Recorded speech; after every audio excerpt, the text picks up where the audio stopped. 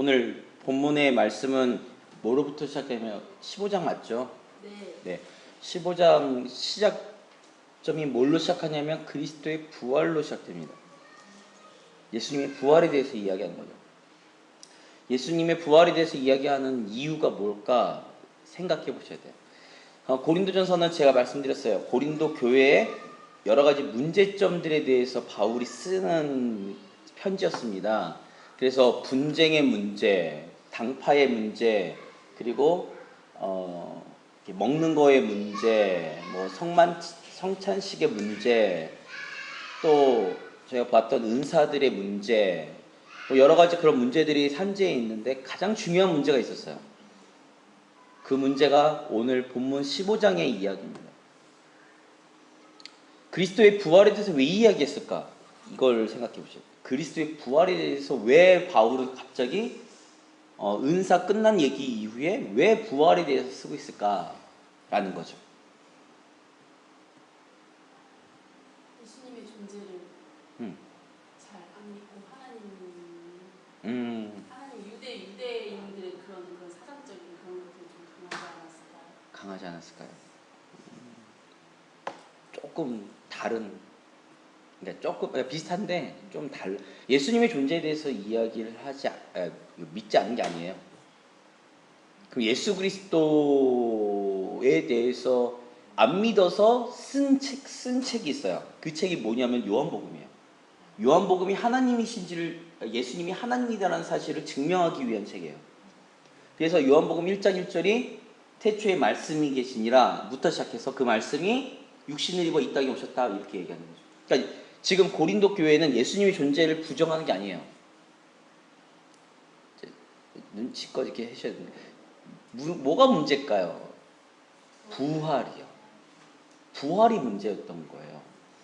그래서 이거를 좀 아시려면 배경을 좀 아셔야 됩니다. 배경이 뭐냐면 이 당시에 지배적으로 이 당시의 문화, 이 당시에 이 사상들 흐르고 있는 흐름이 있었어요. 그 흐름 중에 하나를 아셔야 되는데 가장 도드라지게 나타나는 그 증상이 그게 뭐냐면 말이 안 되냐 영지주의예요. 헬레니즘의 특징이 하면 영지주의입니다. 이 영지주의가 헬레니즘의 가장 큰 특징인데 이게 종교적인 문제를 넘어서서 모든 사고에 이 영지주의가 다 만연해 있어요. 영지주의는 신플라톤주의입니다. 그러니까 신플라톤주의라고 볼 수 있죠. 그게 뭐냐면 지금부터 영지주의를 쭉 얘기를 들어보시면 꼭 기독교와 비슷해요. 내용이. 신적인 존재가 있었습니다. 그 신적인 존재가 영지주의가 신플라톤주의라기보다는 아리스토텔레스랑 접목된 것 같은데 이게 완전한 신이 있었어요. 완전한 존재가 있었어요. 그 존재에서부터 또 다른 존재가 나와요. 자, 그러면 처음에 나왔던 존재에서 파생되는 또 다른 신이 나왔어요. 그러면 이 A라는 신과 B라는 신의 차이는 뭘까요?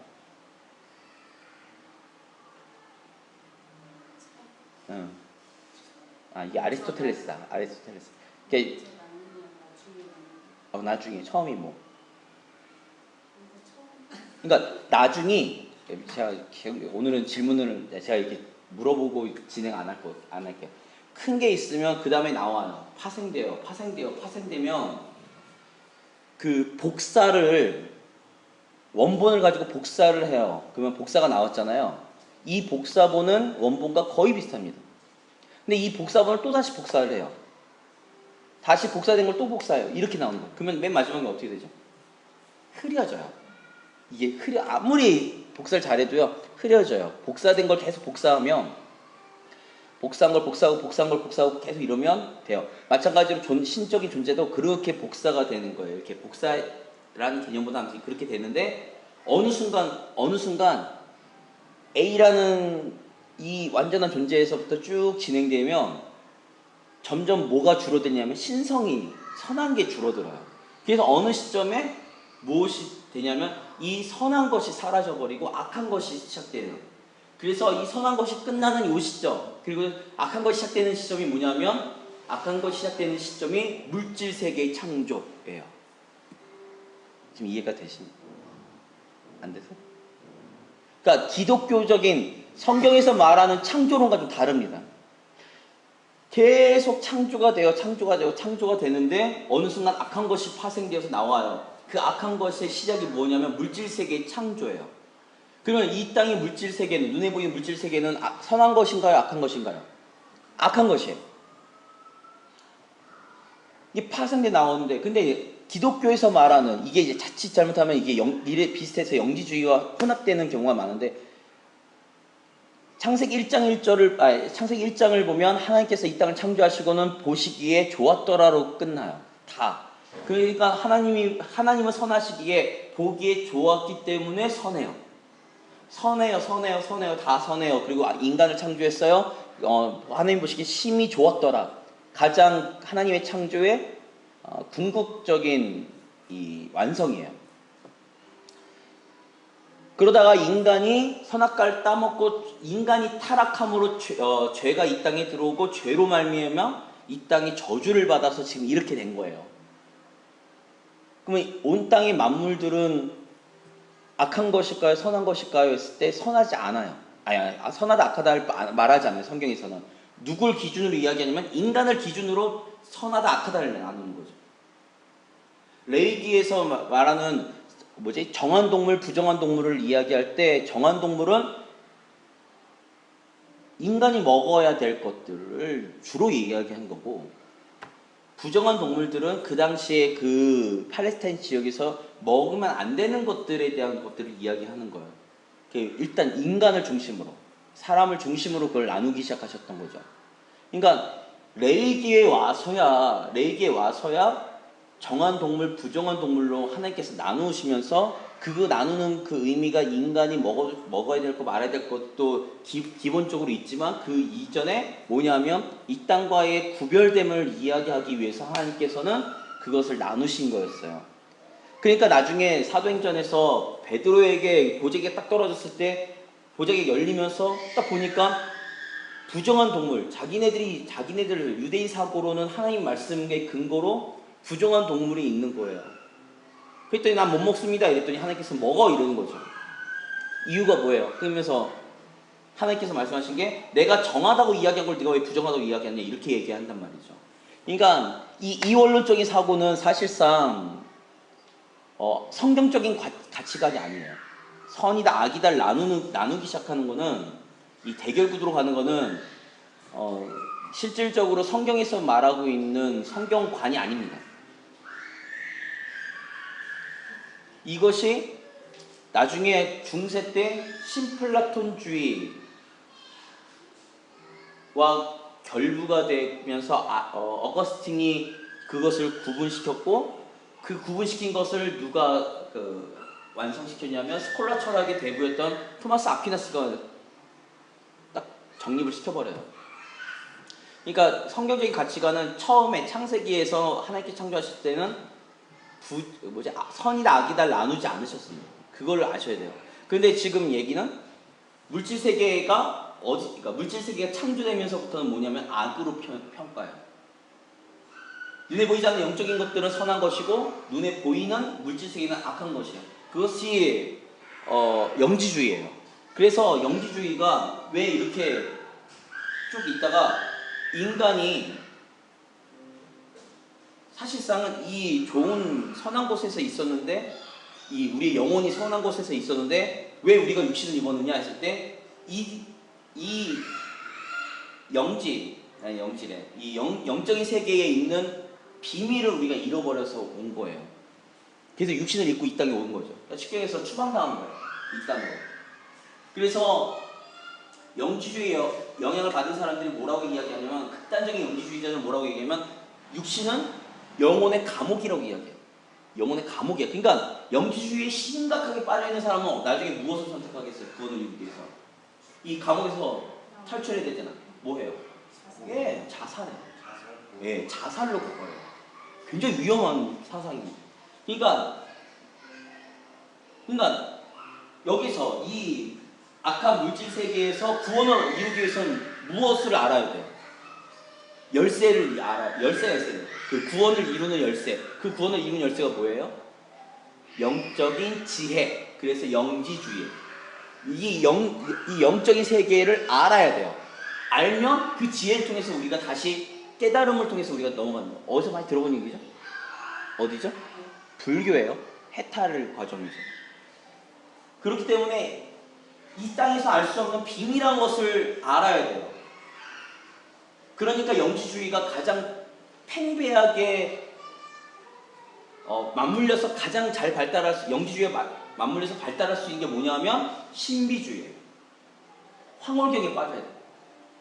그래서 그 황홀경에 빠지기 위해서 이 헬레니즘에 있는 신들은 대부분 성적인 황홀경을 통해서 비밀한 것을 알아갈 수 있다고 생각했던 그 종교가 있고, 또 다른 종교는 명상을 통해서 알아갈 수 있고, 그런 깨달음을 알아갈 수 있다는 거죠. 자, 그런데 이 영지주의에서 이야기하고 있는, 그러면 영지주의에서 이야기하고 있는 건 뭐예요? 이 육체에 대한 거는 물질이니까 악한 거예요. 무조건 악한 거예요. 이 물질적인 건 악한 거예요. 그 영적인 것은 선한 거예요. 자, 그러면 이제 한 가지 문제가 생기죠. 그럼 예수 그리스도께서는 영지주의에 맞물렸어요. 맞물린 사고에서 헬레니즘에서 받아들이는 게 어디까지 받아들이면 예수 그리스도의 십자가 죽으심까지 받아들여요. 왜요? 예수께서 깨달음을 얻었어요. 아, 내가 신적인 존재인 걸 깨달았어요. 그 다음에 뭐예요? 이 땅에 있는 육신으로 있는 이 땅에 있는 사람들이 나를 시기해서 십자가에 못 박았어요. 죽었어요. 그러면 예수 그리스도의 십자가의 죽으심은 아까 말했죠? 육체는 영혼의 감옥이니까 해방된 거잖아요. 해방됐는데 부활했어요. 다시 감옥으로 들어온 거예요. 영지주의자들의 입장에서는 다시 들어온 거예요. 그러니까 고린도 교회가 이 헬레니즘 문화에 많은 영향을 받았던 이 고린도 교회에서 바울이 떠나가고 난 이후에 들어온 교사들이 누가 들어왔냐면 영지주의자들이 들어왔어요. 그래놓고는 부활한 거 아니다라는 거야. 예수가 부활할 수 없다. 왜? 선한 곳으로 갔는데 왜 다시 이 땅에 와서 이 영혼의 악한 이 육신을 입느냐? 있을 수 없다라는 거죠. 그러니까 바울이 날마다 우리가 그리스도와 함께 십자가에 못 박는다, 못 박힌다, 이 얘기가 영지주의자들의 입장에서는 그런 이야기들까지는 받아들이는데 못 받아들이는 게 뭐냐면 부활이에요. 근데 성경에서는 기독교의 신앙은 뭐예요? 예수 그리스도가 십자가에 못 박혀 죽으시고 부활하신 것 같이 우리 성도도 동일하게 육신으로 부활한다라는 거예요. 영지주의자들 머릿속에서 그 당시에 온 로마를 비롯한 그 일대 지역이 다 헬레니즘에 영지주의에 물들어 있는데, 이 사람들의 신앙으로는, 이 사람들이 가지고 있는 사고방식으로는 예수 그리스도가 자기네 생각했던 선지자가 맞아. 이 육신의 것을 탈피하고 저 새로운 곳에 영적인 세계에 들어간 그런 존재가 맞아 라는 것까지 인정해서 신앙을 받아들이는데, 부활은 도저히 받아들일 수 없는 거예요. 그러니까 공격하는 게 뭐냐면 부활하신 거 아니다라는 거예요. 왜? 육체는 악한 것이고 영혼의 감옥인데 다시 부활하시면 구원을 이루실 수 없다는 거죠. 그러니까 사복음서에 나타난 부활하신 주님을 만났다라고 이야기하는 증인들은 무엇을 만난 거예요? 영이신, 쉽게 얘기해서 유령을 만난 거예요. 예수 그리스도의 유령을 만난 거죠.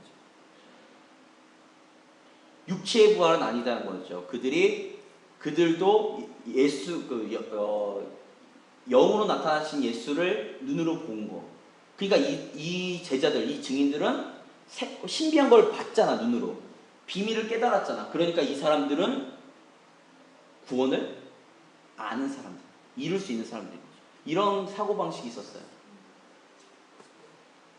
그러니까 그 시대에 흐르던 이 문화사조가 교회 안으로 침투하기 시작하는 거죠. 교회 안에 침투해서 무엇을 흔드냐면 우리의 신앙의 근본을 흔들기 시작하는 거예요.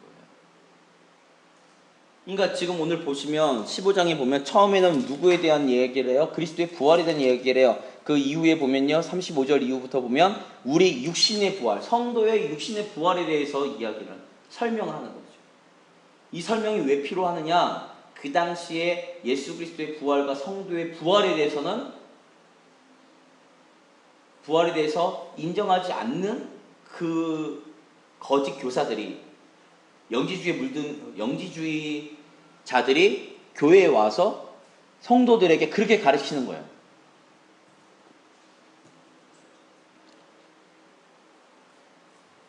그러니까 오늘날도 우리가 육신으로 부활합니다 이러면 부활한다는 걸 믿는 사람이 없어요. 별로.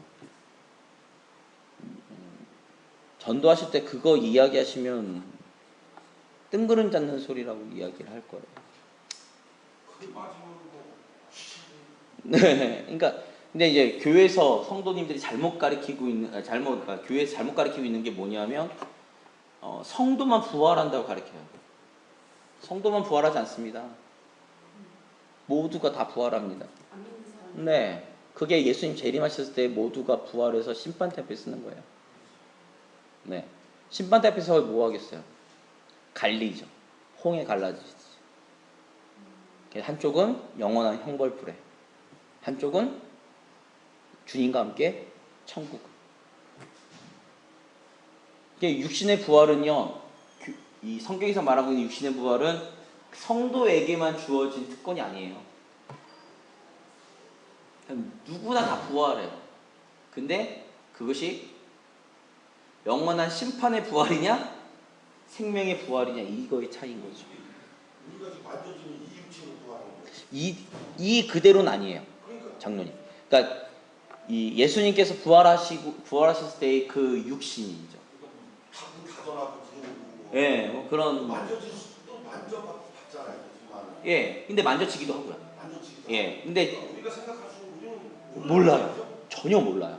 뭐 예, 달라요. 근데 다르다는 거는 영험한 육체라는 거 알지? 그렇죠. 예. 먹고 마시지도 않고 생식도 안 하고 시집도 안 가고 장가도 안 가니까 우리가 생각하는 이 육체는 아니고요. 이 육체는 아니죠. 예.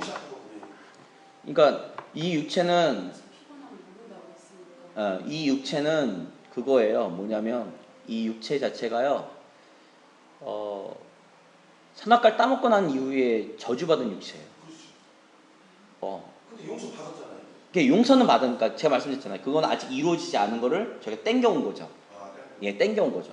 그러니까 땡겨왔는데, 그러니까 원래가요. 그러니까 성경에서 말하고 있는 구원의 완성은요, 우리가 죄에서 자유함을 얻는 것은 어디에 근거한 거냐면 그 육신의 부활 때에 근거해요. 그때는 저희가 지금도 자유함도 아닙니다. 자유는 그때는 영원한, 그때는 확실한 자유지만. 네, 아니죠. 지금은 저희가 그러니까 죄를 지을 수 있는 존재잖아요. 그러니까 가능성조차가. 죄를 갖고 하셨으니까 실수는 할 수 있죠. 아니에요. 실수는 할 수 있으니까 저는 여기서 굉장히 걸리거든요. 예. 왜 아직도 죄가 있느냐. 예수님이 분명히 다 지고 가뒀고 지금 그 미래 것까지 다 지고 가셨는데 죄라고 표현하냐고. 인간이기 때문에 취약한 인간이기 때문에 저지를 수 있는 잘못이나 실수라고 표현을 해야지. 그걸 왜 아직도 죄라고 얘기를 하냐. 그냥 거기에 대해서 굉장히 저항감이 있는 거예요. 현재 신학관에 대해서. 그러니까 그게 현재 신학관이 아니고요. 과거의 신학관이고요. 장로님. 그게 오늘날의 심리학과 결부가 되면서 실수라고 이야기하는 거예요. 실수는 아니, 그러니까 아니죠. 그러니까 장로님 그러니까 이게 현대판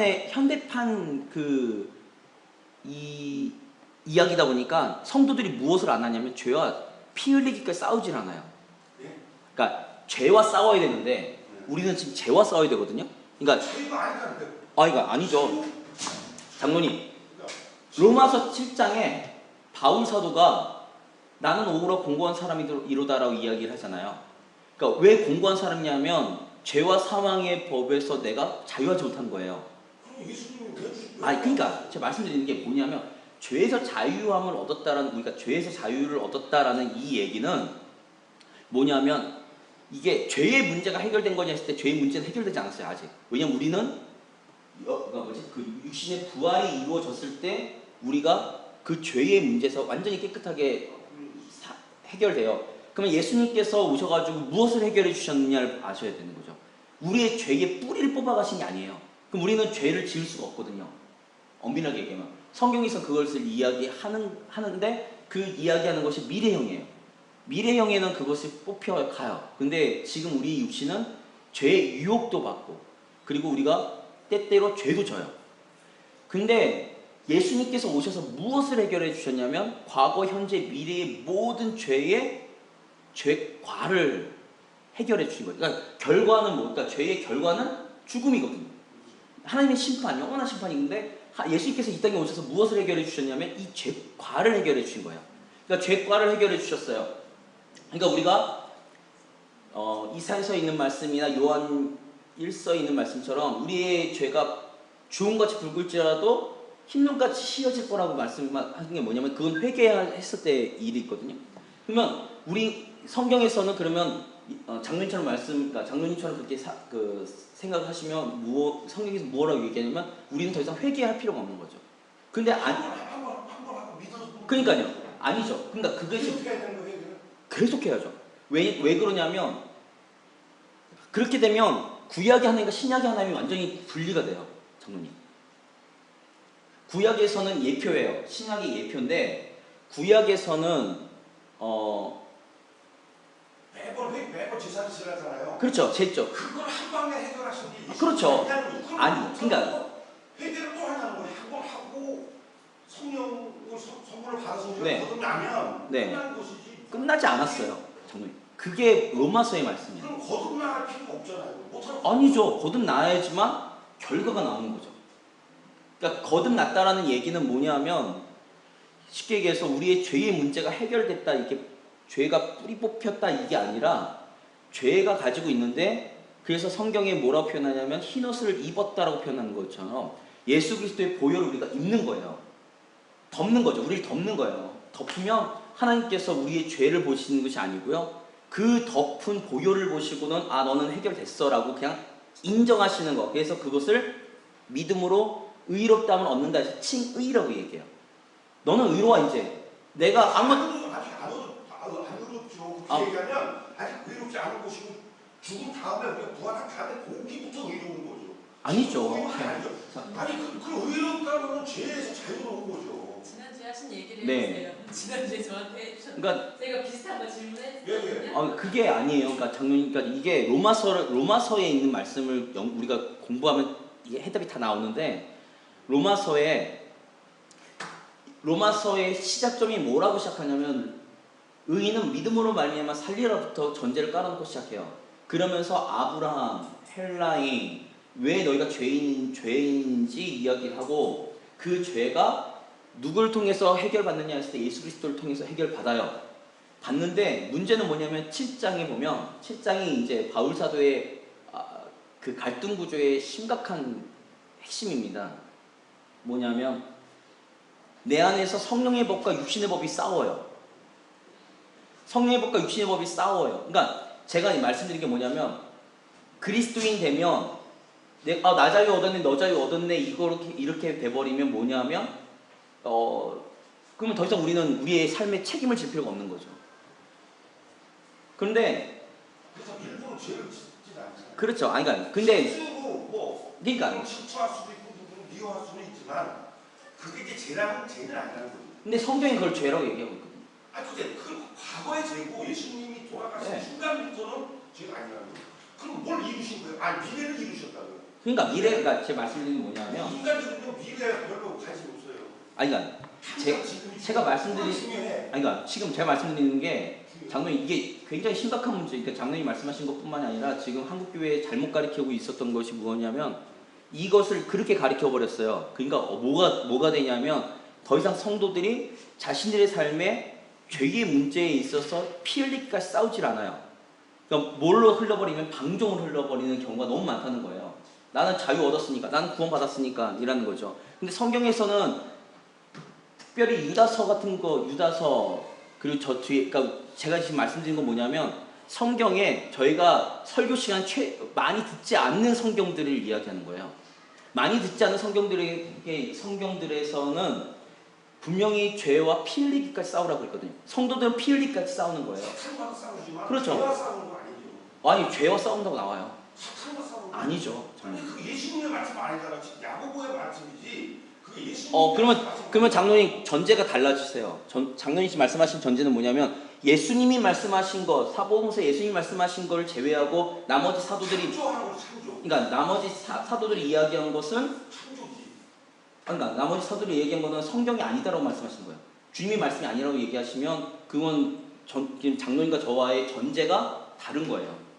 그러니까 저희가 왜 사도가 왜 성령께서 감동을 주셔서 성경을 기록한 저자고 그 말씀을 하나님의 말씀과 동등하게 보느냐라고 했을 때는 제가 전에도 전제 말씀드렸잖아요. 예수님이 가르침을 받았고 예수님께서 직접 만나셔서 예수님께서 직접 이렇게 설명하셨고 그걸 다 풀이해 주셨어요. 그것을 요한복음 14장에 성령께서 오시면 성령이 너희를 가르치시고 깨닫게 하시고 기억나게 하리라 말씀하셔서 그것들을 통해서 그 사도들이 예수님의 그 말씀을 기억나서 필요한 부분들을 성경을 저작했다라는 것이 우리의 신앙 고백이거든요. 그러면 야고보의 이야기니까 이거는 야고보의 이야기니까 제껴야지 이렇게 하시면 성경의 정경성에 대한 문제가 생겨요. 그러면 장로님이 말씀하신 근거는 뭐냐면 그럼 예수님이 말씀하신 것 외에는 우리는 나머지 성경들은 다 버려야 되는 거죠. 그러니까 들을 필요가 없고 선택사항인 거죠. 이거는 그냥 해석해 놓은 거니까 라고 말씀해 주시면 성경을 우리가 하나님의 오묘한 말씀으로 받아들이는 그 전제가 흔들려 버리기 때문에 그러면 더 이상 저희가 이야기를 할 수가 없는 거죠. 지금 고린도전서도 저희가 그러면 그렇게 보면 이야기를 할 수가 없는 부분이 생겨요. 그러면 이건 우리가 받아들일 필요가 없는 거가 되는 거죠. 그러니까 제가 말씀드리는 게 이게 예수님께서 딱 그렇게 말씀하시면 참 좋았는데 예수님께서 그렇게 말씀하시지 않고 제가 아까도 말씀드렸잖아요. 그러면 어떤 문제가 또 생기냐면 지금 장로님이 말씀하신 거는 신약의 관점에서만 말씀하시는 거예요. 신약의 관점에서 말씀하니까 무엇이 문제가 되냐면 구약의 하나님이 정해놓으신 룰이 깨져버리는 거죠. 완성만 되는데 그러니까 그 완성을 그러니까 제가 지금 말씀드린 게 저도 어릴 때 한 10년 전만 해도 장로님처럼 그 생각이 되게 강했거든요. 근데 성경을 계속 보고 묵상하다 보니까 구약에서의 흐르고 있는 맥을 신약에서도 흐르고 있고 그 신약에서 흐르는 것이 누구를 통해 완성이냐면 구약에서는 인간이 완성을 못하는데 신약에서는 누가 완성시켜 버리시냐면 하나님이신 예수님이 완성을 시켜 버리시는 거예요. 그러니까 구약에 아까도 말씀하신 것처럼 우리가 죄를 지면요 욥기처럼 제사를 드려야 돼요. 계속 제사를 드려야 돼요. 맞죠? 그리고 우리가 예배로 모이면 제사를 계속 드려야 돼요. 근데 히브리서의 말씀을 보면 우리가 더 이상 제사를 드릴 필요가 없어요. 이유가 뭐냐면 예수 그리스도께서 희생제물이 되어주셨어요. 그러니까 영원토록 과거나 미래까지 모든 것을 포함하는 하나님이신 예수 그리스도가 십자가에 달려 돌아가신 우리의 희생제물이 되어주셨어요. 그러니까 신약에서는 더 이상 우리가 피해 제사를 안 드려요. 이유가 뭐냐면 우리가 그래서 달고 있잖아요. 예수님의 이름으로 기도합니다. 예수님의 이름으로 기도하는 것이 십자가에서 이루신 그 희생제물이기 때문에 그 피 흘리는 그 사건을 이루셨기 때문에 더 이상 구약에서 우리가 재물을 잡을 필요가 없는 그러니까 한 거 없이 재물을 잡을 필요가 없이 우리 그저 누구를 의지해서 기도하면 되냐? 예수 그리스도의 이름을 의지해서 기도하면 되는 거예요. 그러니까 우리가 기도할 때마다 예수님 이름으로 기도합니다. 이거는 결국 뭐냐면 한 마리의 양을 잡아버린 거예요.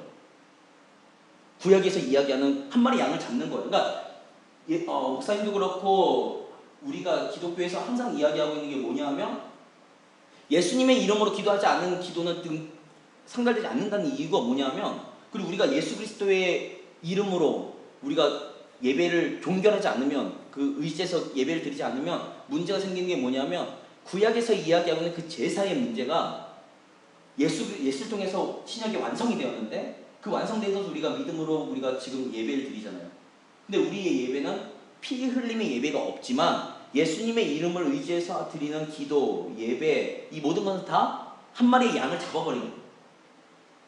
그러니까 예수님의 이름으로 기도하지 않으면 우리는 한 마리 양을 잡지 않았기 때문에 우리의 이 죄가의 문제가 해결되지 않는 거죠. 그렇기 때문에 신약에서는 우리는 더 이상 직접 잡아가지고 힘들여서 그걸 썰어가지고 태울 필요가 없는 번제나 이런 거, 화목제를 드릴 필요가 없이 오직 예수님의 이름으로만 기도하면 끝나는 거죠. 이것이 신약에서의 완성이에요. 제가 말씀드리는. 그러니까 이것이 구약과 신약이 동떨어진 것이 아니라 구약의 그 예표되고 하나님께 나아가는 방법에 대한 수많은 여러 가지 어려움, 여러 가지 힘든 그 제사의 방법들이 누굴 통해서 완성됐냐면 예수 그리스도를 통해서, 십자가를 통해서 완성된 거죠. 그러면서 구약에서의 그 번제, 화목제는 하나님과 나와의 관계의 회복인데, 나와 화목한다는 건데, 그 화목이 예수 그리스도의 십자가를 통해서 화목이 이루어졌어요. 끝나버린 거죠. 그러니까 오늘도 우리는 과거에 구약에서는 우리가 화목 제물을 드리고 하나님께 정말 두려운 마음을 가지고 한 걸음 한 걸음 하나님께 나아갔다면, 오늘날 우리는 예수 그리스도의 이름을 의지해서, 십자가를 의지해서, 보혈을 의지해서 예수님의 이름으로 우리는 나가기만 한다면 하나님께서는 그것을 받아주신다는 거죠. 죄가의 문제가 해결됐으니까. 근데 제가 아까 왜 장로님 말씀하시는 의도도 알고, 그것이 10년 전에 제가 가지고 있던 생각이었는데, 그것이 왜 제가 틀어지기 시작했냐면, 그렇게 되면 이제 더 이상 구약을 안 보는 거예요. 제가 구약이 볼 필요가 없는 거예요. 그렇다고 구약을 안 본다는 건 그러니까 이해를 안 되는 거고. 그러니까 장로님은 이해가 안 되시는데 저는 그랬어요. 구약이 하나님을 안 믿으면 안 되죠. 그러니까요. 우리 신약이 그런데 단지 중요한 거는 좀 그런 또 의심나는 거는 매번 거듭나야 되는 거예요. 아니죠. 거듭은 끝났어요. 거듭나는데 또 죄가 있냐는 거지. 죄는 있죠. 장로님 죄가 없다고 얘기하면 우리가, 잘못은 있지만 예. 나는 그걸 잘못이지. 아니 거듭나는데 의로워졌는데 네. 또 무슨 죄를 얘기하느냐는 거지. 그러니까 그게 장로님 내가 실수를 해서 조심. 인간 때문에 실수를 해서 사탄의 유혹을 받아 실수를 할 수 있지만 네. 그걸 이미 벌써 갖고 가신 건 아닌 거지. 그러니까 장로님 말씀하신 다시 그런 실수를 저지르지 말아야지 하는 것뿐이지.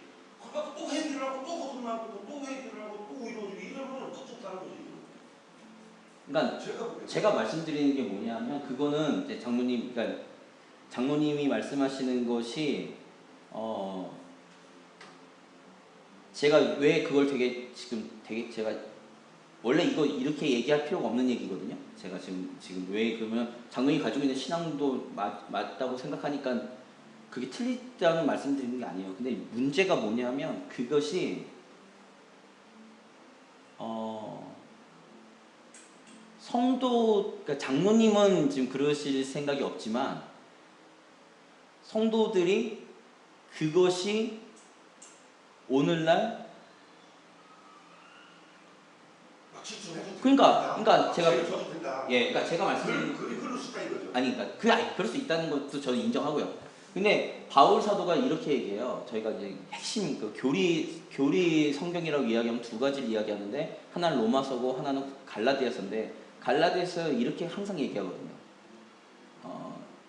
바울 사도가 이렇게 얘기합니다. 내가 그리스도와 함께 십자가에 못 박혔나니 이제 내가 산 것이 아니라 이제 내 안에 그리스도께 사신 것이다라고 얘기하고 있잖아요. 그러니까 우리가 날마다 그리스도의 십자가를 지고 나를 부인하며 가야 돼요. 그러니까 이것이 지금 달걀이 먼저 닭이 먼저냐, 이거에 대한 지금 싸움으로 지금 자칫 이렇게 오해가 될 수 있는데, 아까 말씀드린 것처럼 죄가의 문제는 다 해결됐어요. 예수 그리스도를 구주로 영접하면 더 이상 그 문제에 대해서는 하나님께서 말씀하시지 않는다는 말씀하지 않는다라는 것이 우리의 전제 조건이거든요. 근데 의로워진다라는 얘기가 제가 말씀드리고 싶은 게 뭐냐면, 의로워지는 게 한국교회에서 이걸 물이 포도주가 변한 것처럼 바뀌었다라고 표현하거든요. 근데 성경에 우리의 구원의 문제에 대해서 한 번도 바뀌었다라고 표현한 적이 없습니다. 그것이 예 다시 난 거는 미래형이라니까요. 부활이라니까요. 부활로 이루어진다는 거죠. 그러니까 제가 말씀드리고 싶은 요지가 뭐냐면, 성경에서는 우리를 본질적으로 지금 예수 그리스도를 믿었지만 이것이 본질적으로 지금 당장 바뀌었다라고 과거형으로 만들어 버렸어요. 한국교회가 만들어 버리니까 지금 장로님처럼 말씀하시는 거예요. 바뀌었다는 거죠. 근데 신약 성경에서 구원을 두 가지 표현 나오거든요. 성경에 구원을 받았다라는 표현과 신약에서 구원을 이루어야 된다는 표현이 나와요. 두 가지가 나옵니다. 다 구원을 이루는 것과, 구원이 이루어질 것과 구원을 받았다라는 표현이 나오는데, 이 과거형과 미래형에 대한 비율에 있어서 어느 것이 더 크냐 했을 때 미래형이 커요. 더 많아요, 비중이. 근데 우리는 한국교회에서는 뭐라고 이야기하냐면 구원을 받았다라고 결론을 내버리는 거죠. 그러면 제가 말씀드리고 싶은 게 뭐냐면, 그렇게 되면 야고보서, 루터가 그래서 야고보서를 쓰레기 성경이라고 이야기했거든요. 루터가. 왜냐하면 야고보서는 행위에 대한 이야기를 해요. 행위에 대한 얘기. 혹시 장로님이 시간이 좀 되시면 예수님의 그 가르침 가운데 종말 부분을 좀 잘 읽어보시면 좋겠어요. 왜냐하면 마태복음 20장 이후부터 나오는 얘기와 예수님이 다시 오셨을 때 심판에 대한 이야기를 잘 보시면, 예수님께서 우리의 믿음을 가지고 판단하지 않으세요. 죄송하지만. 근데 한국교회는 이거 안 가르쳐요. 성경에 있는데 안 가르쳐요. 보세요. 10명의 처녀가 있었어요. 신랑을 기다리는 처녀가 있었어요. 처녀가 있었는데 5명은 지혜로워서 기름을 준비했고 5명은 미련해서 기름을 준비하지 않았어요. 성경에서 말하는, 성경에서 구약에서부터 지금까지 기름 이러면 대부분 성령을 의미해요. 그러니까 구분 지을 때 뭐라고 구분 지었을까요? 한국교회에서 뭐라고 가르쳤을까요? 성령을 받았냐 안 받았냐를 이야기했거든요.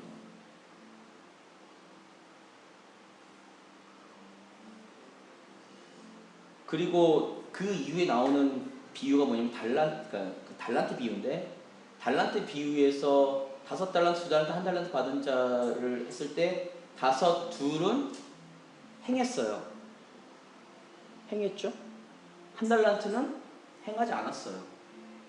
그때 예수님께서 오셔가지고 이 1달란트 받은 자를 혼냈어요. 그러니까 신약에서 예수님께서 비유로 말씀하실 때, 아까도 말씀드렸지만 비유로 말씀하신 것들에는 맥이 있거든요. 누가복음에 보면 한 달란트 비유가 나와요. 누가복음 15장을 잘 보시면 돼요. 누가복음 15장은 예수님의 비유인데, 15장 처음에 사람이 있다가 동전 하나를 잃어버려요. 그 동전 하나를 찾기 위해서 이렇게 찾아요. 훑으면서 찾아요. 그 다음에 나오는 게 뭐지? 제가 잊어버렸네. 그 얘기가 나온 다음에 이후에 뭐가 나오냐면 그 탕자의 비유가 나와요. 그러니까 한 마리 잃어버린 양을 얘기하는구나. 한 마리 잃어버린 양을 얘기하거든요. 그러니까 중요한 그 흐름에 있어서, 그래서 성경을 잘 보시면 누가복음 15장을 처음부터 잘 읽어보시면 우리는 누가복음 15장의 중반부에 있는 얘기를 탕자의 비유에서는 우리가 대부분 핵심을 누구로 보죠? 집 나간 아들로 보거든요. 장로님? 아버지인데 집 나간 아들과의 아버지의 관계에서만 얘기하거든요. 그게 그 비중이 많아서요. 근데 앞에서부터 읽어보면요, 집 나간 아들 얘기가 아니에요. 누구 얘기냐면 집 안 나간 큰아들 얘기예요. 큰아들의 관점의 얘기거든요. 돌아왔는데, 그러니까 아버지의 마음은 지금 돌아온 아들에게 있는데, 이 큰아들은 그거에 마음이 없는 거예요. 그럼 그 15장의 비유는요, 대부분 탕자의 비유에서 누구에게 주로 설교를 하냐면, 다시 돌아오세요. 돌아오세요. 집 나갔어요. 돌아오세요. 이 얘기하는 그 불신자들에게 이야기해요. 근데 그 말씀은 누가복음 15장은요, 엄밀하게 처음부터 끝까지 맥을 보면, 쫙 읽어보면, 누구에 대한 마음이냐면, 큰아들을 향한 마음이에요. 그러면 누가복음 15장의 그 탕자의 비유는 누구에게 설교해야 되냐면요, 기존 성도들에게 설교해야 돼요. 제가 말씀드리고 싶은 건 그거예요. 그러니까 성경에 대한 그 흐름들이 그 이야기하고 있는 맥들이 있거든요. 이 장로님이 그 말씀하시는 것들이 아마 장로님만 그런 게 아니고. 근데 아까 같이 네. 열매, 그러니까 너는 장사를 했냐, 남겼냐, 네. 너는 준비했냐, 안 했냐, 네. 이렇게 보면 잘못하면 사람들이 뭐라 그러면 이게 결과를 보고 하나님이 구원을 하시는구나. 저는 그게 아니라 네. 마땅히 믿음이 진실하면, 그렇죠. 마땅히 믿음이 진실하면 그런 결과를 나올 수밖에 없다는 거죠. 그러니까 그렇죠. 진실하게 아니야 초점을 맞춰야지. 예. 내가 열매를 맺었느냐 안 맺었느냐 여기다가 그렇죠. 잘못하면 회개를 구원받는다는 얘기가 나오거든요. 제가 지금 그 얘기하는 거예요, 장로님. 그러니까 근데 예수님께서 말씀하신 게 있어요, 장로님. 그럼 예수님의 말씀조차도 우리가 그러니까 자 보세요. 우리가 왜 죄와 피 흘리게 싸워야 되는가 했을 때 피 흘리게 싸워야 될 이유가 있어요. 그러니까 이게 구원관이기 때문에 제가 되게 조심스럽게 말씀드리는데, 구원은 믿음으로 받습니다. 구원은 믿음으로 예수 그리스도를 구주로 영접하고 내가 나의 삶이 죄인의 삶인 것을 고백하고 성령께서 내 안에 그러니까 인치시고 이래서 회개하고 회심하고 거듭나는 거죠. 그게 거듭나는 거죠. 그러면 하나님께서 우리를 의롭다 칭해 주시는 거예요. 그러니까 칭하는 거예요. 너는 그냥 의로와, 내가 변해서가 아니고 의로와, 이렇게 말씀하시는 거예요. 그것이 예수 그리스도께서 나의 그 죄의 문제 가운데 모든 그 죽음의 문제를 해결해 주셨기 때문에, 자 그렇게 됐는데 로마서에 있는 말씀 가운데 보면 사도 바울이 그래요. 은혜로 구원을 받았다고 해서, 구원을 이루었다고 해서 너희가 죄를 짓겠느냐? 그럴 수 없다라는 거예요. 결론이. 바울사도의 결론이 그거예요. 그리고 아까 그 요한복음 15장에 예수님께서 포도나무 비유를 하셨을 때 제가 그 부분 갖고 굉장히 중요하게 얘기했는데, 우리가 예수 그리스도에게 접붙였어요. 전혀 다른 성질의 나무에 포도나무에 전혀 다른 성질의 가지가 붙었어요. 접붙이면 이 가지에 열매 맺는 게 아니라 이 줄기에 열매 맺는단 말이죠. 그러니까 우리가 정말로 이 접붙여져 있을 때 예수님의 그 성령의 공급하심을 받아 우리는 예수님께서 원하시는 열매를 맺습니다. 그건 자연스러운 거예요. 제대로 붙어만 있다면, 신앙이 붙어만 있으면 열매를 맺는데, 그래서 예수님께서 말씀하시기를 마태복음에 7장인가에 보면 사람은 열매로 안다 이랬어요. 그러니까 열매로 알아요. 열매로 아는데 그 결과를 그러니까 결과에 대한 것들을 이렇게 장로님이 그 결과만 보면 볼 수 없다 이렇게 말씀하시지만, 성경에서는 그것을 보셔요. 그러니까 가야 되는데, 예를 들면 이걸 딱 짜놓고 결과만 보면, 그렇죠. 그러니까 그 판단 행위로 구원을 받는 안, 나올 수가 있다. 그러니까 제가 말씀드리는 건 뭐냐, 그것이 우리가 판단할 수 있는 문제가 아니라는 거죠. 그렇죠. 제가 말씀드린 그 판단은 아버지께 맡기는 거죠. 그러니까 아버지께 맡기고, 그리고 예수님께서 비유로 말씀하신 게 있었어요. 천사들이 와가지고 딱 씨를 뿌렸는데, 그러니까 씨를 다 뿌렸어요. 농사를 지으려고. 그랬더니 밤에 사단이 와가지고 또 씨를 뿌렸어요. 그리고 난 다음에 천사들이 와서 주인에게 말하기를 우리가 다 뽑아버리겠다 가라지들을 이랬을 때 뽑지 마라 라고 얘기하셨어요. 그게 이유가 뭐냐면 그 판단은 마지막 추수할 때 마지막 다 갈리니까, 하나님 심판 때 앞에 갈리니까 건들지 마라 이 얘기였거든요. 그러니까 우리는 교회 안에서도 이 사람 믿음이 돈독하네, 신실하네, 구원 받았을까 안 받았을까 이거 판단하면 안 돼요, 절대로. 그건 누구에게 있냐면 하나님께 오직 하나님께 속해 있으니까. 그러니까 제가 그 말씀드리는 건 이 전반적인 이 통틀어서 그러니까 제가 아까도 그 말씀드린 게 장로님이 이 신앙의 고백들이 분명한 걸 제가 알고 있으니까 그 말씀하시는 거에 대해서는 제가 반박을 안 하는데, 지금 제가 놓고 반박하는 거는 어디냐면 여기예요. 요 그룹이에요. 요 그룹에 지금 반박하는 거거든요.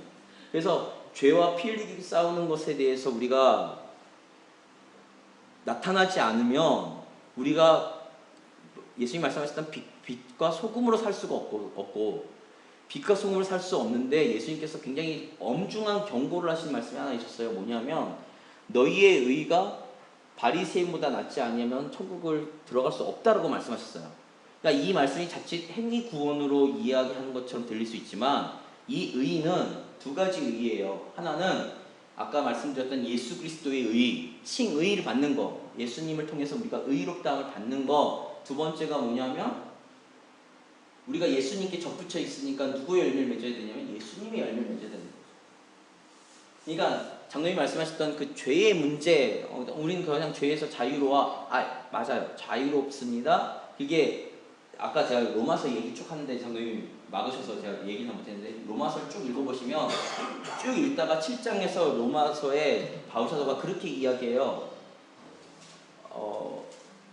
뭐라고 얘기하냐면 내 안에서 예수 그리스도를 안 믿으면 우리는 그냥 이 육신의 법을 따라 살면 돼요. 그러니까 갈등 구조가 없죠. 근데 그리스도를 믿으면 갈등 구조가 생겨요. 왜 생기냐면 안에 성령의 법과 내 안에 육신의 법이 싸운단 말이죠. 그 갈등 구조는 신앙이 돈독하면 돈독해질수록 하나님의 말씀 알아갈수록 더 심각해져요.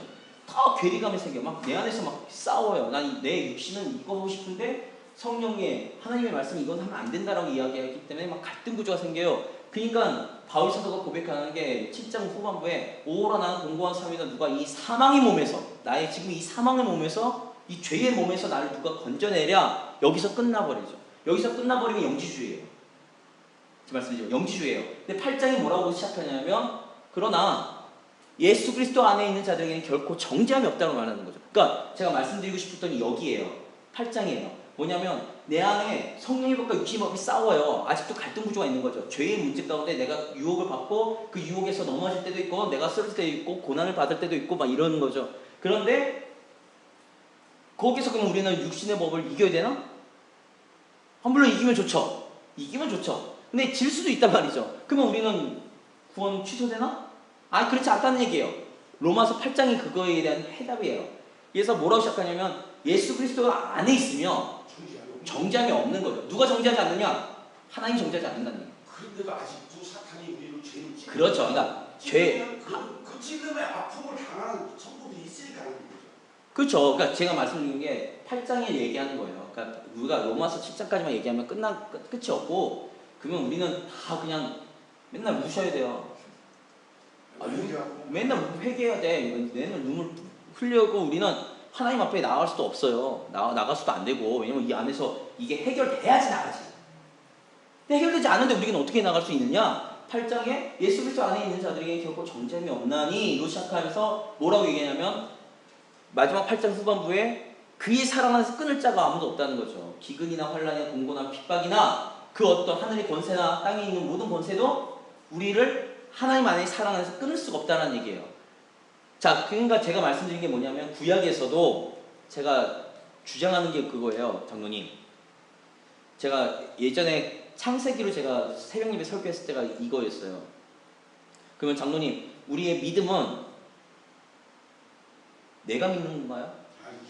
아니에요. 하나님이 주신 거. 그렇죠. 자, 그게 선물이에요. 그게 선물이, 믿음이 우리에게 주신 선물이에요. 그래서 창세기에 우리는 아브라함의 온전한 순종인 22장에만 집중해요. 이삭을 드린. 온전히 그렇죠. 온전히 드리면 좋죠. 근데 우리가 못 드린단 말이죠. 그 못 드린 얘기가 12장에서부터 나와요. 아브라함 믿음의 조상이라고 얘기했어요. 근데 믿음의 조상인데 아브라함에게 의심이 없었을까요? 있었어요. 하나님의 말씀을 온전히 순종했을까요? 아니에요. 하나님의 말씀을 전적으로 신뢰하고 믿어서 하나님 앞에 자신의 삶을 드렸을까요? 아니에요. 그 얘기가 12장부터 계속 나와요. 실패하는 장면이 나와요. 실패. 이 얘기가 이제 제가 그 새벽 예배 때 창세기 그 강의할 때 했던 얘기인데, 실패해요. 그러니까 하나님께서 나타나셔가지고 뭐라고 하냐면, 너 왜 실패했어? 얘기 안 하세요.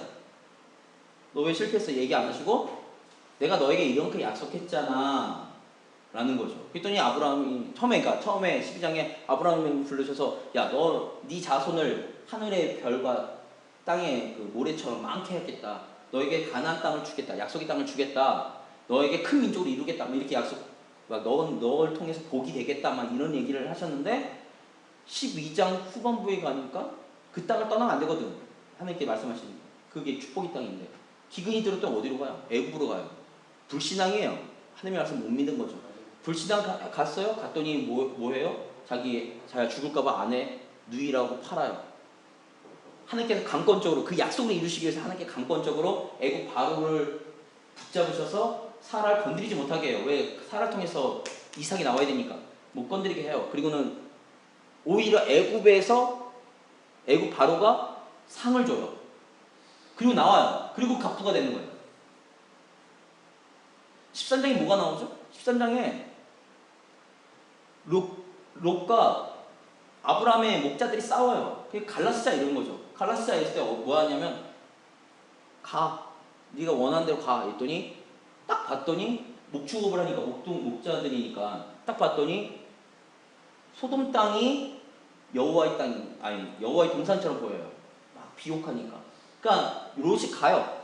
아브라함이 딱 떨거니 남았어요. 그리고는 하나님께 약속하신 땅이 남았어요. 그때 하나님께서 뭐라고 하세요? 다시 아브라함 부르세요. 부르시고는 높은 산에 올라가셔서, 자 봐, 이 땅이 다 너에게 줄 땅이야. 확인시켜준다.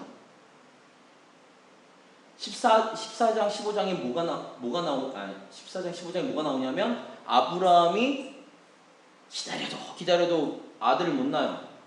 애가 없어. 그러니까 뭐해? 사라가 그래. 누가 애를 처음에 못 낳는 몸이 먼저 되냐면, 사라가 애를 못 낳는 몸이 돼버려요. 그랬더니 사라가, 그러면 내 몸 좀 데려가서 애 낳아, 씨바지 해. 이랬더니 아브라함이 그렇게 해버렸어요. 그랬더니 하나님께서, 야, 얘가 너 후사가 아니야. 내가 말하는 후사가 아니야. 너 왜 인간적인 방법을 썼어? 얘 아니야. 했더니 아브라함이, 사라가 애를 못 낳는데. 했더니, 사라의 몸에서 나는 애가 너의 진짜 후손이야. 그 기다렸어요. 그리고 나서, 너 후손이야 라고 하면서, 너의 몸에서 난 자, 그러면서 그 약속하시면서 너에게 반드시 후사를 줄 거야 약속하면서 행한 게 뭐냐면 할례예요. 증표라는 거죠. 그 전에는 아브라함, 그 전에 그거구나. 아브라함이 못 믿겠다고 막 그래가지고, 내 후사 엘리에셀, 내 몸종 엘리에셀이 내 후사다. 아니다. 언약을 맺자해서 양을 잡아가지고 가르고는 언약을 맺어요. 피의 언약을 맺어요. 야, 이거 약속 못 지키면 우리가 이 계약을 맺는데 약속 못 지키면 너나 나나 몸을 가르는 거야. 죽는 거야. 그리고는 그 쌍방 간의 계약을 맺으면 한쪽이라도 어기면 그 동물처럼 갈라 죽여야 돼요. 굉장히 무서운 계약법이에요. 근데 그 계약을 누구랑 누가 맺냐면 하나님과 아브라함이 했는데, 누구만 걸어가시냐면 그 길을 하나님 혼자 걸어가세요. 그 얘기는 뭐냐면 하나님이 혼자 이루시겠다는 얘기거든요. 아브라함이 실패할 걸 아셨기 때문에 아브라함과 같이 안 걸어가세요. 왜냐면 아브라함과 같이 걸어가면 아브라함이 단 한 번의 실패해도 아브라함은 죽어요. 아브라함은 안 가게 하고 하나님 혼자 걸어가시죠. 하나님 혼자 걸어가셔서 하나님 혼자 이루시는 거예요. 믿음을. 그 계약을. 그리고는 이스마엘 낳고는, 아니야, 너 그렇게 눈으로 보여줬는데 내 말 못 믿어? 그러니까 내가 너 증표 줄게. 할례해. 이건 내 언약의 증표야. 줬어요. 그 다음에 또 뭐예요? 이제 아브라함도 아들을 못 낳게 됐어요. 둘 다 아이를 못 낳게 됐어요. 그랬더니 그때 아이를 못 낳게 됐을 때 짜잔 하나님께 나타나셔서, 야, 내년 이맘때 너희에게 아들이 있을 거야. 그랬더니 피식 웃어요. 웃은 거 보시고 하나님께서, 야, 네 아들 이삭이라고 해. 이삭이라는 뜻이 웃음이거든요. 너 웃었지? 나 비웃었지? 네 아들 이삭이라고 지어라? 그랬더니 사라에게 갔더니 사라가 또 피식 웃어요. 장막에서 이렇게 혼자 이렇게 듣다가 피식 웃어요. 그랬더니 사라한테 또 불러가지고 네 아들 이름 이삭이라 해. 이 얘기는요 말장난이에요. 사실 웃었으니까 비웃었잖아요. 안 될 걸 알면서 웃었거든요. 왜 피식 웃었어요? 안 될 거. 근데 나중에 누가 이루셔요? 하나님이 이루셔버렸거든요. 그리고 난 다음에 그것을 다 경험하고 난 이후에 아브라함에게 야 너 이삭 바쳐 이러니까 아브라함이요 다 그냥 불가능해서 가능한 걸 이루셨거든요. 그러니까 뭐예요? 에이 어차피 이루실 거 그리고 드리는 거예요. 그것을 믿음으로 보신 거예요. 근데 우리는 한국 강단에서 뭐만 설교하냐면 온전한 헌신, 믿음, 순종 이것만 얘기했거든요. 근데 그 순종도 누가 이루시냐면 누가 끌고 가시냐면 하나님이 끌고 가시는 거예요. 그러니까 이 얘기가 구약에서 이 얘기가 제가 왜 이 얘기를 되게 중요하게 생각하냐면 구약의 하나님은 완전 칼 같은 하나님이 아니라는 거예요. 믿음을 끌고 가셨어요. 아브라함이 믿음을 끌고 가셔서 너를 믿음의 조상이라고 얘기했어. 근데 아브라함이 믿음이 있어서가 아니라니까. 그러면 오늘날 우리도 예수 그리스도 안에 있어요. 거예요. 성령을 받았어요. 그러면 제가 이제 결론을 얘기하는 거예요. 장면이 뭐냐면 죄가의 문제는 해결됐어요. 근데 우리는 예수 그리스도 안에 접붙여 있고 성령의 인도하심을 받아요. 정말로 진짜로. 그럼 우리의 삶이 어떻게 이루어갈까요? 성령께서 인도해 가시는 거예요. 어떻게 해요? 그리스도의 장성한 분량에 이르기까지 우리를 연단하시고 하시고 하는 거죠. 말 안 들을 때 애가 버팅기면 어떻게 해요? 때리죠. 내가 막 버팅기고 나 안 변할 거야. 나 하나님 안에서 나 예수의 그 하나님의 말씀대로 난 변하지 않을 거야. 이만 하나님께 때리시는 거예요. 고난을 주시는 거라고. 깨닫게 하시려고. 그러니까 하나님 손에 붙잡히면 그 다음부터는 내가 아까 말씀드린 것 죄와 피 흘리기까지 싸워야 되는 이유는 뭐냐면 내 안에 죄성이 있어서요. 죄성이 있어서 사단이 잠깐만 한국교회에서 이상하게 가르치는데 하나님 내 안에 성령께 내주하시는데 어떻게 사단이 나를 결박하냐고요. 결박해요? 하나님이 제일 센데 근데 사단이 잠깐 우리를 결박하는 것처럼 얘기해요. 아니에요. 결박하지 않아요. 못해요. 근데 사단은 해요. 뭐만 하면 유혹해요. 유혹해서 뭐 해요? 내 안에 성령님께 계시는데 내 안에 있는 죄성을 자극해요. 그래서 그 죄성을 자극해서 뭐 해요? 나를 죄를 짓게끔 만드는 거죠. 근데 죄를 짓게끔 만드는데 아까 내가 죄와 피 흘리기를 싸워야 된다는 얘기가 뭐냐면 그 사단의 유혹의 소리보다 누구의 소리를 더 잘 들어야 돼요? 성령님의 음성을 잘 들어야죠. 그 얘기가 내 안에 피 흘리기까지 싸우는 거예요. 그러니까 사단의 그 유혹을 왜냐면 내 안에 죄성이 있으니까 아까 이 죄성은 부활했을 때 해결돼요. 그러면 더 이상 사단의 유혹을 받을 수가 없습니다. 온전해져요. 그러니까 이 안에 있는 내 안에 있는 이 죄성의 문제가 해결돼. 그러니까 이 소리를 듣는 것보다 듣기 좋아하지 말고 제가 말하는 피 흘리기가 싸워라는 이 얘기는 내 이 끊을 수 없는 이 죄의 이 유혹 가운데서 내가 하나님의 음성을 들으려고 노력해야 되는 거예요. 하나님의 음성을 듣고 쫓아가다 보면 하나님께서 이루시는 거예요. 하나님이 이루시는 거예요. 근데 문제는 뭐냐면 아까도 얘기한 것처럼 아브라함이 쓰러졌어요. 그럼 누가 일으키세요? 하나님이 일으키세요. 또 불신앙에 빠져서 믿음이 없어요. 그러면 하나님께 다시 일으키시는 거예요. 그런 것처럼 우리가 거듭나면 누가 우리를 인도하시고 넘어질 때마다 때로는 내가 잘못해서 쓰러지고 죄의 유혹 가운데 내가 이렇게 넘어지고 쓰러진다 할지라도 누가 나를 끝까지 붙들고 가냐면 성령께서 나를 끝까지 붙들고 가시는 거죠. 제가 말씀드리고 싶은 건 그거예요. 그러니까 근데 제가 말씀드리는 게 뭐냐면 왜 열매를 보냐면 우리가 성령께 붙잡힘 받았는지 안 되는지 아무도 몰라요. 열매가 안 보이는 경우도 네, 안 보이죠. 근데 시간이 지나면 보이니까. 제가 말씀드리고 싶은 건 뭐냐면 우리의 삶에 하나님이 책임져 주시는데 그 책임져 주시는 것 그리고 그것을 나를 이끌어 가시는 것에 있어서 내가 때로는 불신앙일 수도 있고 내 고집을 꺾지 않을 수도 있는데 그 꺾지 않는 것에 대해서는 저는 모르겠다 이거죠. 왜냐하면 하나님이 때리실 수도 있으니까. 그러니까 제가 말씀드린 거예요. 그러니까 다른 사람이 고난을 받고 있어요. 고난을 당하고 있어요. 욥처럼 말이죠. 고난을 받고 있어요. 그러니까 우리는 그 고난에 대해서 너 죄가 있으니까 없으니까 이거 판단할 수 없다는 거죠. 왜냐면 하나님께 붙들림 받은 사람은, 그러니까 한빈이가 말 안 들어서 엄마가 막 때리고 있는데, 아, 때리지 마. 그 때리면 안 돼. 제가 그런 얘기 많이 들었거든요. 제 아들 때문에. 그러지 마. 이래요. 그러면 어떤 마음 드세요? 잘 알지도 못해. 그러니까 이렇게 얘는 거예요. 그러면 하나님 손에 붙들림 받아 되는데, 하나님 왜 얘 때려? 너 죄졌어? 너 잘못했어? 이러면 애가 무조건 잘못했기 때문에 때리시요? 아니죠. 아니잖아요. 애가 그러니까 행동으로 잘못했든 안 했든 간에 상관없이 혼날 거 있으면 혼나잖아. 그 혼나는 것에 가장 큰 게 뭐예요? 자기 고집이거든. 자기 고집 부리면 때려요. 막 말 듣게 하는 거죠. 하나님께 붙들림 받았는데 아직도 나 내 고집으로 살아. 그러면 하나님께 어떻게 해요? 때리는 거예요. 근데 그거 갖고 너 죄졌으니까 그런 거 같아. 뭐 이런 얘기 할 수가 없고 그 고난 중에 야 너 그러면 안 돼. 뭐 이렇게 판단할 수도 없는 거죠. 왜냐면 그 판단하면 누구를 넘어서냐면 하나님을 넘어서는 거니까. 제가 말씀드리고 싶은 건 그거예요. 그러니까 전체적인 얘기가 그거 얘기니까.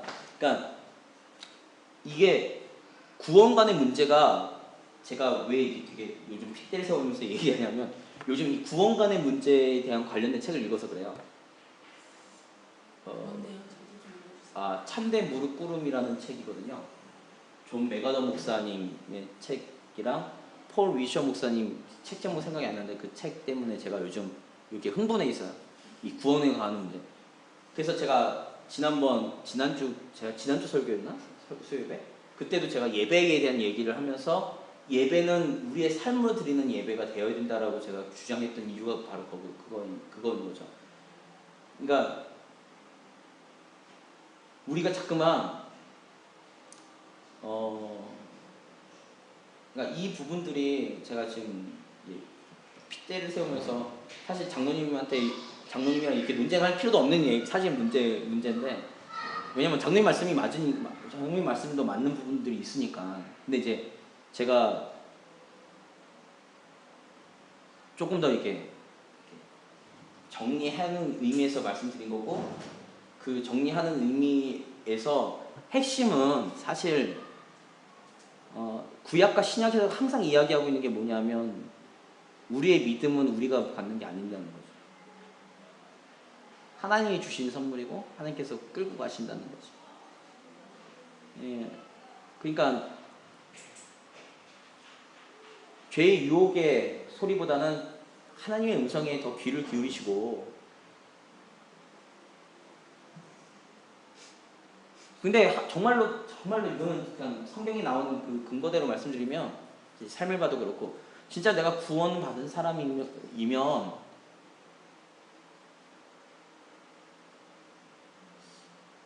변해요. 그거는 그냥 확실해요. 그냥 변해요. 변해가요. 조금씩 변해가요.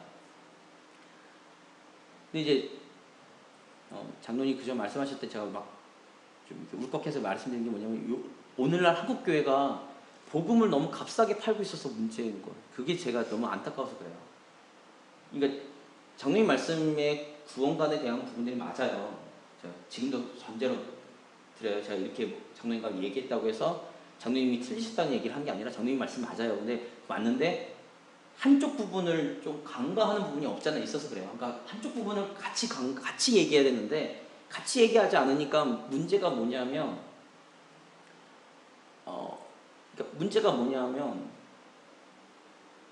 오늘날 교회 다니는 사람 많은데 교회가 점점 힘을 잃어가고 성도가 아무런 영향을 못 미치잖아요. 그러니까 구원이 정말 그렇게 값싼가? 했을 때 저는 값싸지 않다고 생각하거든요. 왜냐면 신앙생활을 한다는 게 굉장히 그러니까 사실 되게 어려워요. 주의 말씀을 따라 산다는 게 쉬운가요? 아니 뭐 안 쉬워요. 그러니까 사실 주의 말씀대로 살겠습니다. 이게 사실은 죄와의 싸움이거든요. 내 안에 욕심과의 싸움이거든요. 내 욕심을 버리고 하나님의 말씀을 순종하는 것이기 때문에 이게 사실은 그러니까 죄와 피 흘기까지 싸운다는 제 표현인 건데 내 욕심과 싸워야 되는 거거든요. 근데 구원을 이루었습니다. 구원을 받았습니다라고 그냥 끝장을 내버리니까 더 이상 교회에 나올 필요도 없고 신앙생활 할 필요도 없는 것처럼 많은 이들이 그렇게 이렇게 오해를 갖는 거예요. 그러니까 그 믿음을, 그것에 대한 믿음에 대해서 증명하세요라고 하면 증명할 방법이 없는 거죠. 증명은 뭐냐면 내가 어떤 자리에 있든가 그것을 끝까지 붙드는 거, 이것이 내가 믿음이거든요. 그러니까 그 믿음에 대한 얘기를 야고보가 했던 거고, 그것을 내 믿음이 진짜 참된 믿음이라는 것은 내가 정말 그 믿음을 끝까지 내 죽는 그 자리까지 가서도 내가 그것을 붙드는 것이다 라는 것이 성경에서, 특별히 히브리서에서 이야기하고 있는 믿음에 대한 이야기인데, 오늘날 믿음을 너무 값싸게 팔고 있진 않는가. 입으로 신하면 구원을 얻는다라는 이런 논지 속에서 제가 지금 되게 좀 마음이 어려워서 그래요. 그러니까 입으로 시인한다고 구원을 이루진 않습니다. 죄송하지만.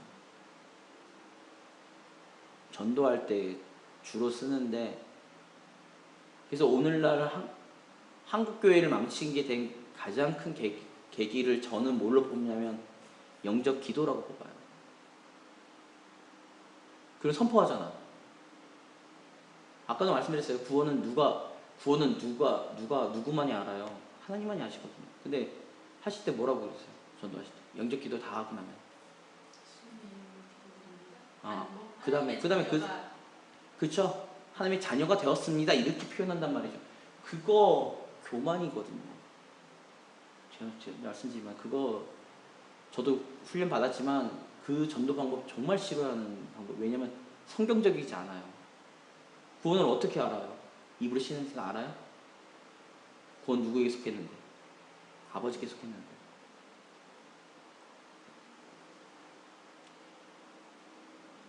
그러니까 이 얘기가, 그러니까 장로님 이제 처음 그 말씀하셨던 게 저희 70년대가 80년대에서 한국교회에서 유행하던 얘기였어요. 그 이야기가 결국에 무엇으로 귀결됐냐면 이 전도 방법으로 귀결된 거죠. 구원 받았으니까. 믿음? 죄의 문제 다 해결됐어. 끝났어. 끝났는데 뭘 해? 라는 거죠. 그래서 제가 얘기 드리고 싶었던 게 뭐냐면, 예수 그리스도를 영접하는 것은 존 번연이 쓴 그 철로 역정처럼 우리가 예수 그리스도를 구주로 영접한 것은 무엇의 시작이냐면 또 다른 시작이에요. 또 다른 시작. 그래서 저는 개인적으로 뭐라고 표현하고 싶냐면 창세기 2장으로 돌아간 거예요. 창세기 2장. 하나님께 보시기에 좋았더라. 이 모습으로. 예수 그리스도 때문에. 근데 우리가 또 사단의 유혹 가운데 또 넘어졌어요.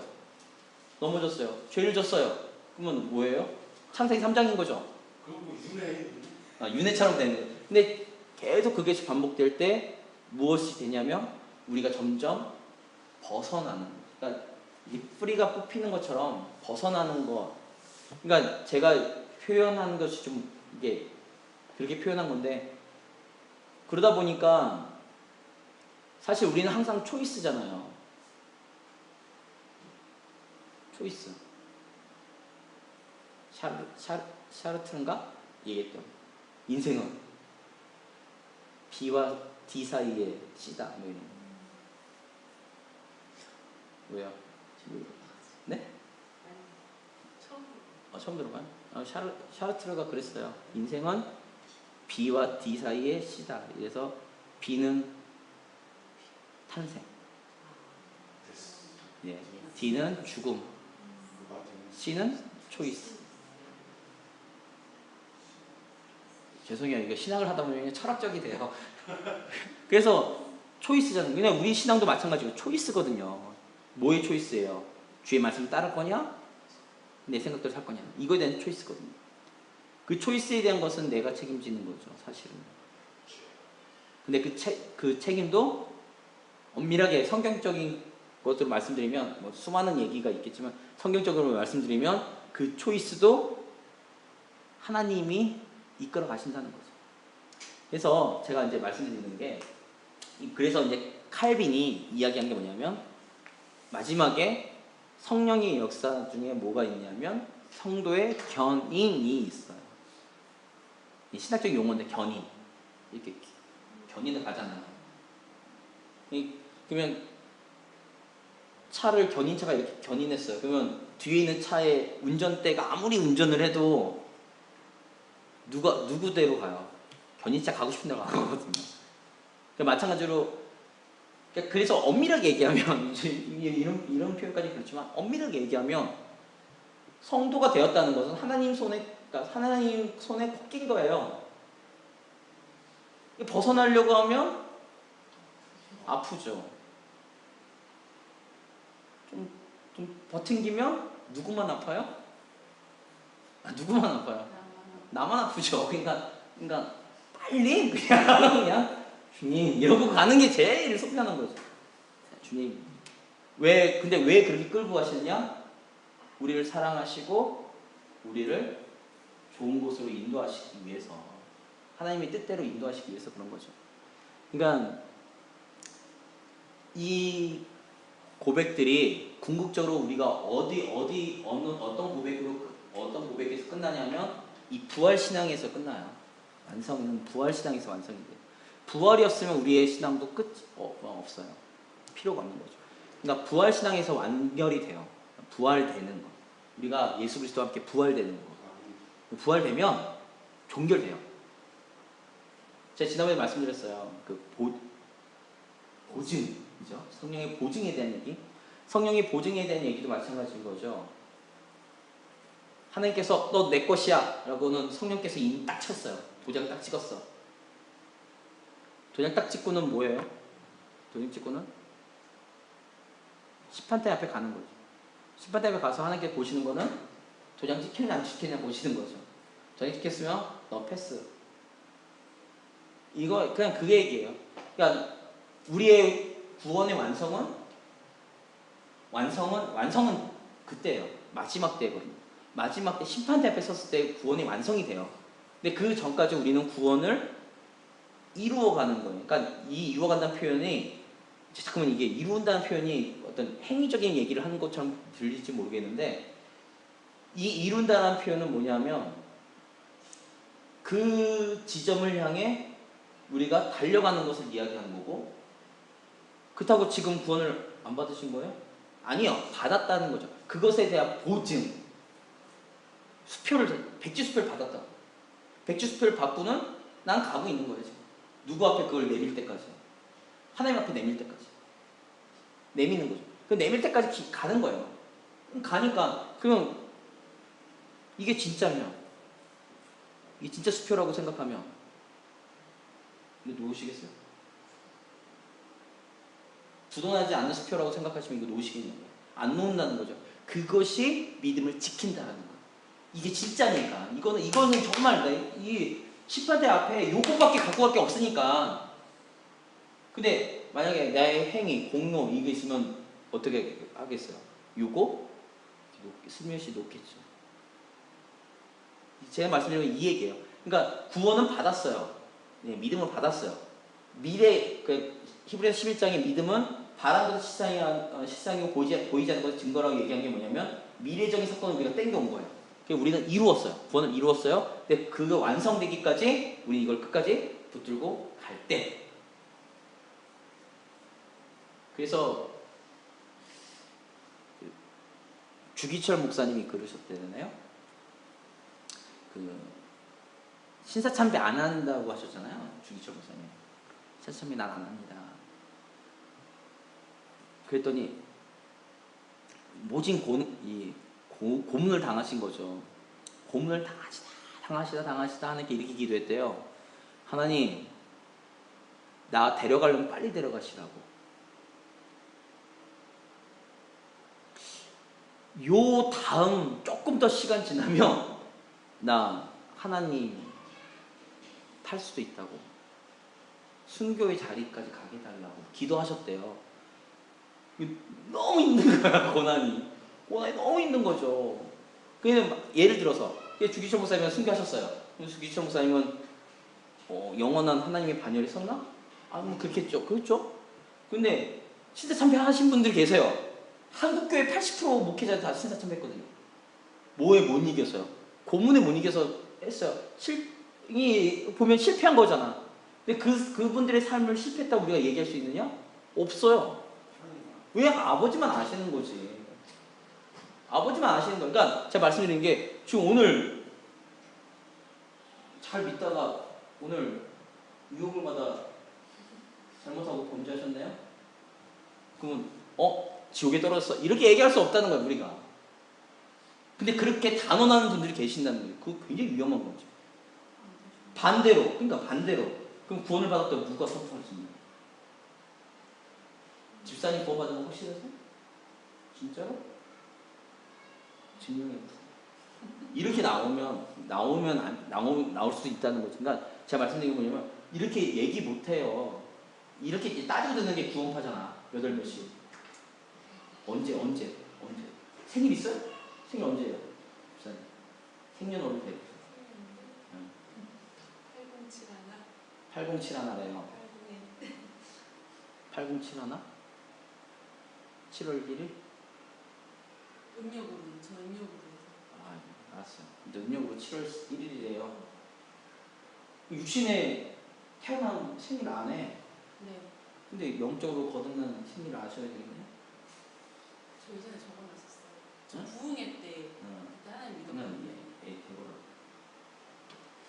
이러는 거예요. 그러니까 이렇게 따지고 듣는 게 구원파. 그러니까 제가 말씀드려요. 이런 구원파. 그거 누가 하냐고. 아무도 몰라요. 왜냐면 예수께서 니고데모에게 말씀하실 때 성령이 하시는 일은 아무도 모른다고 했고 바람이 어디서 흘러서 어디로 흘러가는지 모른다고 얘기했기 때문에 구원은 언제 어떻게 받는지 정확히 몰라요.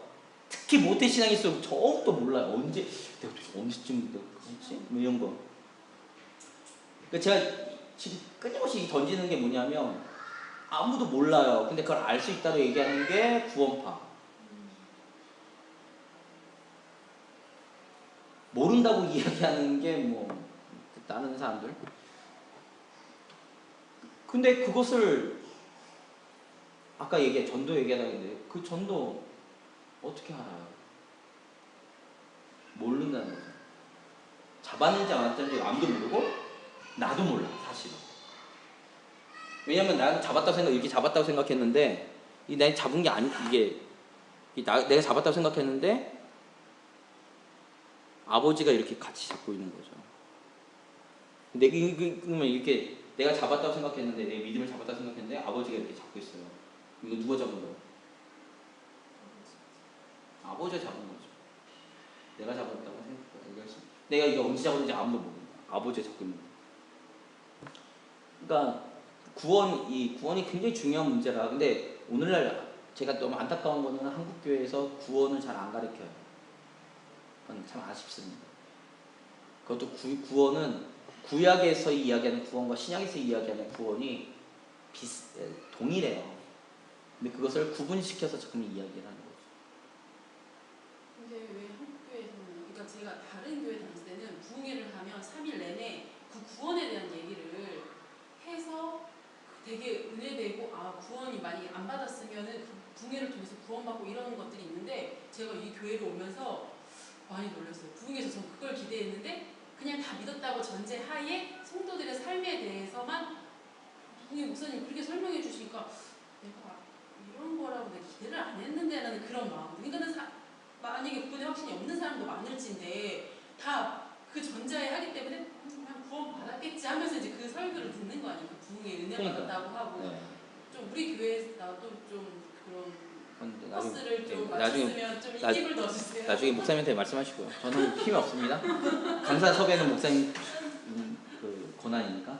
그러니까 그게 오늘날 교회들이 가지고 있는 우리 교회만 가는 건 아니고요. 맞아요. 수많은 교회들이 한국 교회 80% 이상이요. 교회 오면 일단 예수 그리스도를 구주로 영접했다라고 전제를 깔고 시작해요. 그게 왜 까냐? 왜 깔까요? 그 전도 방법 때문에 그래요. 그 전도 방법 때문에 그래요. 그러니까 더 이상 강내에서는 복음을 얘기할 필요가 없는 거죠. 복음을 설명할 필요가 없는 거예요. 사실 복음은요 강대에서 선포되는 거예요. 구원에 대해서요 얼만큼 아세요? 그 짧은 시간 동안에 3분 동안에 구원 얘기할 수 있으세요? 없어요. 왜 우리가 죄 있는 건지에 대해서도 우리가 심도 있게 알아야 되고 왜 예수님께서 왜 성경에서 구원이 필요한지 이 설명하기 위해서도 시간이 되게 많이 걸리거든요. 그러니까 강대에서 복음의 능력이 계속 나타나려면 복음, 그러니까 제 어릴 때 얘기예요.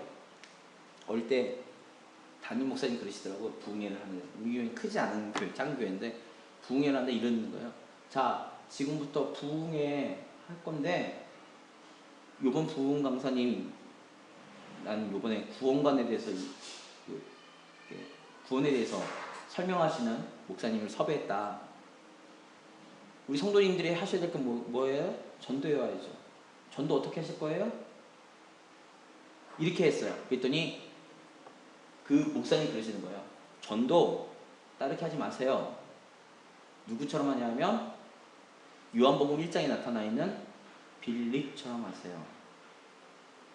빌립이 뭐라고 했죠? 니고데모에게 와보라. 진리의 말씀이 여기 있으니 와보라. 와서 우리 같이 듣자. 이렇게 전도해서 부흥에 모셔오세요. 그러면 설교하고 하겠습니다. 이렇게 하셨거든요. 과거에. 근데 어느 날 제가 이렇게 와서 이렇게 봤더니 빌립은 빌립인데 사도행전에 나와 있는 빌립 지사인 거야. 복음을 증거하는 거. 본인들이 복음 증거하셔야 돼요. 얼마큼 증거하시겠어요?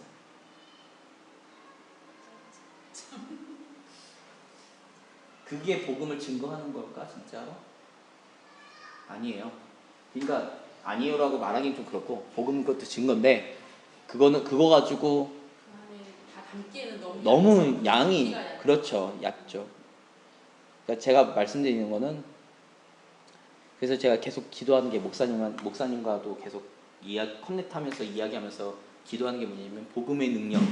제가 회중 기도할 때 들어보시면 알 거예요. 목사님에게 말씀 가운데 복음의 능력이. 그러면 모셔오면 돼요. 나중에 제가 만약에 목회를 하게 되면 전도 그렇게 해올 거거든요. 저는 제가 목회를 했을 때 끊임없이 제가 복음에 대해서 설명하고 예수 그리스도에 대해서 설명하면 성도들이 불신자들 모셔오서 그걸 듣게 하고. 교회 안에 좀 갈급하면 다녀도 그런가요? 그러니까 그 핵심에 대한 부분을 알려주지 못하니까 네. 그냥 행위적인 걸로만 하면 맞나? 이렇게 좀 그 믿는 사람이 갈급하는 그럴 수 있죠. 예, 제가 말씀드리고 싶은 거는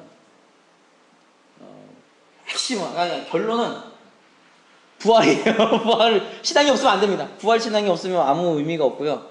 오늘 지금 15장 얘기는 그 얘기예요. 아까 제가 좀 장황하게 설명했는데 오늘날에도 부활이 필요하냐? 라고 주장하는 사람들이 굉장히 많아요. 부활 못 믿겠다. 이런 사람도 많고. 그러니까 기독교에서 가장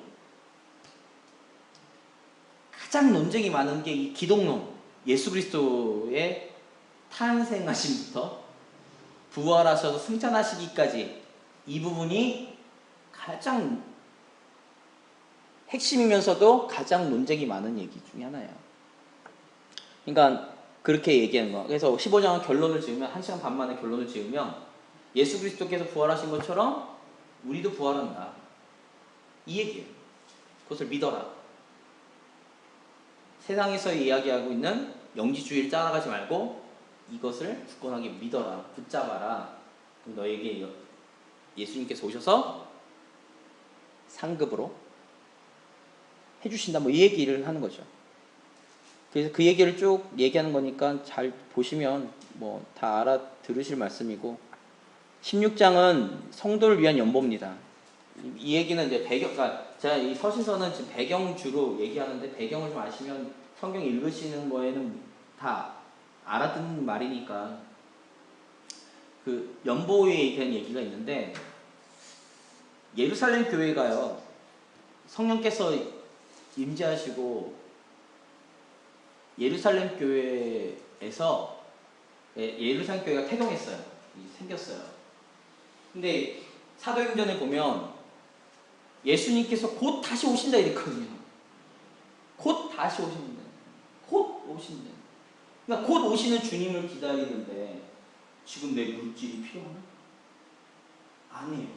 그래서 뭐 했을까요? 예. 팔고 우리가 딱 들으면 그 바나바 대단하잖아요. 바나바 다 팔아서 다 나눠줬어요. 가난한 자들아 쉐어했어요. 다 나눴어요. 막 교회 그 성도들 가진 자들이 다 나눴어요. 나누고 누구만 고대했어요? 주님만 고대했어요. 특별히 예루살렘 교회가 그랬어요. 왜냐면 예수님께서 직접 말씀하셨고 천사가 직접 말했기 때문에. 그러니까 정말 주님을 기다린 거지. 곧 오신다는 주님이 10년이 지나도 안 와. 20년이 지나도 안 와. 계속 안 오시는. 벌써 왔는데 성령으로 예, 오셨는데 원래 예수? 예, 재림 예수를 기다리는 거예요. 주님께서 아예 그 성경에 사도행전에 그러거든요. 너희가 본 것처럼 오신다 했거든요. 그러니까 오시겠지. 재림 주님을 기다려. 그러니까 오시니까 곧 오실 주님을 기다리는데 물질이 필요한가요? 없죠. 그러니까 최후하는 거예요. 그리고 주님 곧 오실 건데 성경 필요하나? 성경 필요 없어요. 그러니까 제가 초창기 때 말씀. 초창기 때 그러니까 성경이 왜 325년인가?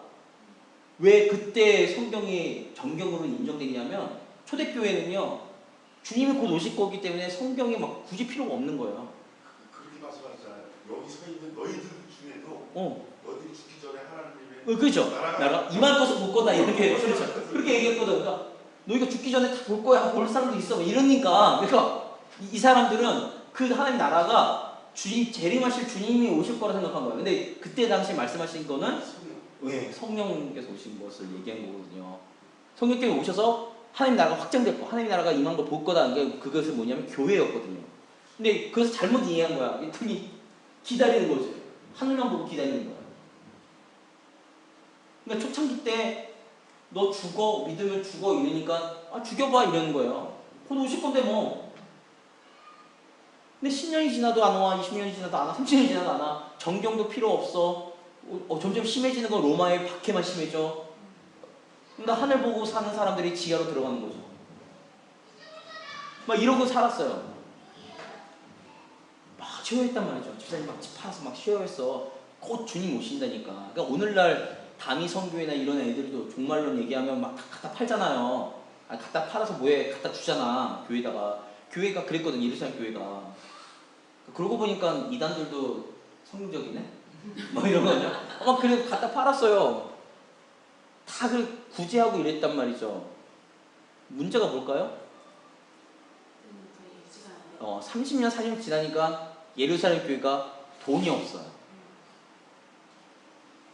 배고픈 거죠. 가난해졌어요. 그런데 그 예루살렘 교회가 막 그렇게 핍박당하고 어려울 때 어떤 교회들이 막 일어나기 시작했냐면 이방인 교회가 일어나기 시작했어요.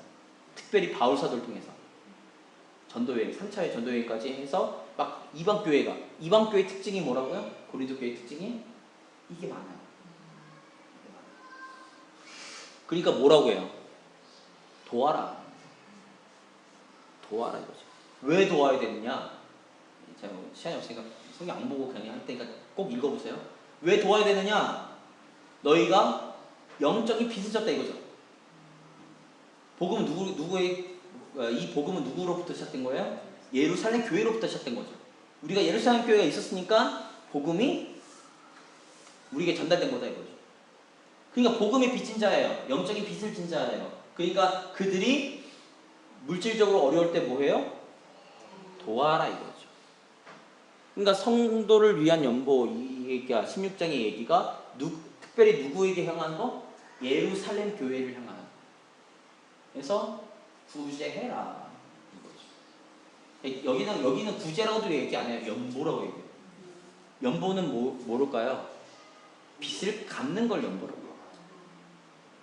구제라고도 안 해요. 여기는 연보예요. 연보. 그다음 마땅히 받아야 될 것을 주는 거죠. 자, 그러니까 오늘날 우리도 마찬가지인 거죠. 우리도 영적인 빚을 지신 분들이 계시는데 물질로 좀 어려우면 도와야 돼요. 돕는데 내가 빚을 이렇게 딱 준비를 한다. 빚이야. 너 돕는 거야. 이게 아니라는 거야. 돕는 게 당연한 거예요. 왜냐면 나는 먼저 영적인 빚을 졌기 때문에 그런 거죠. 빚을 졌으니까 그걸 갚는 거. 그 성도의 연보가 그런 의미입니다. 그러니까 돕는 것, 단지 구제를 의미하는 게 아니에요. 빚을 갚는 것을 얘기해요. 그것을 연보. 아무튼 그렇게 얘기한 겁니다. 쭉 얘기하는 거죠. 그래서 여기까지 이 고린도 교회까지 복음이 증거된 그 일대기를 쭉 얘기하면서 그렇게 이제 독려하는 거죠. 자, 16장 13절부터는 결론입니다. 저희가 3개월 동안 달려온 얘기 이제 결론인데, 자, 13절에 깨어 믿음에 굳게 서서 남자답게 강건하라. 이게 첫 번째 전제요건이에요. 믿음에 굳게 서라. 근데 깨어 있어야 되는 거죠. 그러니까 분별하라는 얘기예요. 바울사가 주로 얘기했던 게 깨어, 분별해라, 뭐 이런 표현들을 자주 쓰는데, 깨어서 잘 분별하고 믿음에 굳게 서는데, 누구답게? 남자답게 강건하게 서라. 그러니까 남자들만 이 얘기가 아니고 남자답게, 그러니까 남자들처럼 강건하게 서 있어라 이겠죠. 그 다음에 이건 믿음에 대한 얘기고, 14절이 뭐예요? 너희 모든 일을 사랑으로 행해라. 이게 두 가지가 고린도전서의 핵심이에요. 사랑으로 행하지 않는 모든 것은 다 안 되는 거죠. 이 13절 14절이 이 지금까지 이 방대한 내용의 핵심이에요. 자, 그래서 쭉 나머지는 얘기가 됩니다. 나머지 얘기가 되는데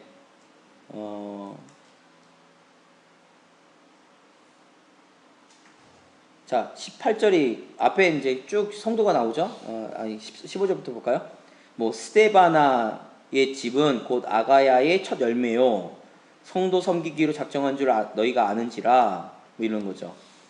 뭐 이 사람이 아마 스데바나의 집이 아마 고린도 교회의 시작점이었던 것 같아요.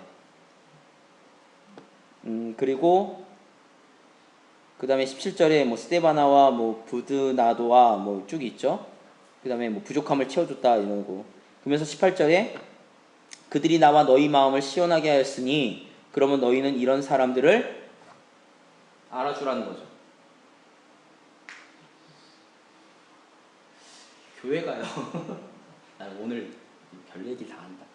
교회에서 일을 하면 두 가지 교회가 있어요. 교회에서 일을 하면요, 교회가 두 개의 교회로 나뉘어요. 주에 일을 하고 교회 일을 하면, 열심히 하면, 한 교회는요, 일단 칭찬과 격려부터 시작하는 교회가 있습니다. 고생이 많으세요. 고생하셨네요. 수고하셨습니다. 그리고 난 다음에 얘기해요. 그런데 뭐 이런 거는 좀 불편하네요. 이러지 않았으면 좋겠어요. 뭐 이렇게 얘기하시는 교회가 있어요. 교회를 한 6군데 다니면서 생각해보니까, 한 교회는, 다른 교회는요, 일만 하면요, 문제점만 발견하는 교회. 뭐 했는데 그게 되겠어? 그러면 안 되지. 다 끝났는데 왜 이래? 있는 거죠. 고린도 교회는 전자일까요, 후자일까요? 지금 고린도 교회 전자, 격려하고 사랑으로. 그러면 이런 고민 안 하지. 지금까지 분쟁과 당파 얘기 크게 했는데 후자죠. 끌어내리는 거죠. 아니는 거. 예. 근데 교회는 그러시면 안 돼요. 일단은 사랑과 격려와 동료. 그 다음에 좀 불편한 걸 얘기할 수 있지만, 처음부터 막 그러면, 우리 홍 자매님, 홍경 선배님, 이게 화요일마다 이거 하시는데, 이게 PPT 하시잖아요. 저도 해봐서 아는데, 사실 좀 별다른 일은 아닌데 좀 짜증나요. 사실 좀 짜증나요. 별다른 일 아직 어려우세요? 안 어렵죠? 그게 5분도 안 걸리게 딱 보고 이게 찾아서 이게 붙여놓고 하면 어렵지도 않아. 방송실이 어려울까요?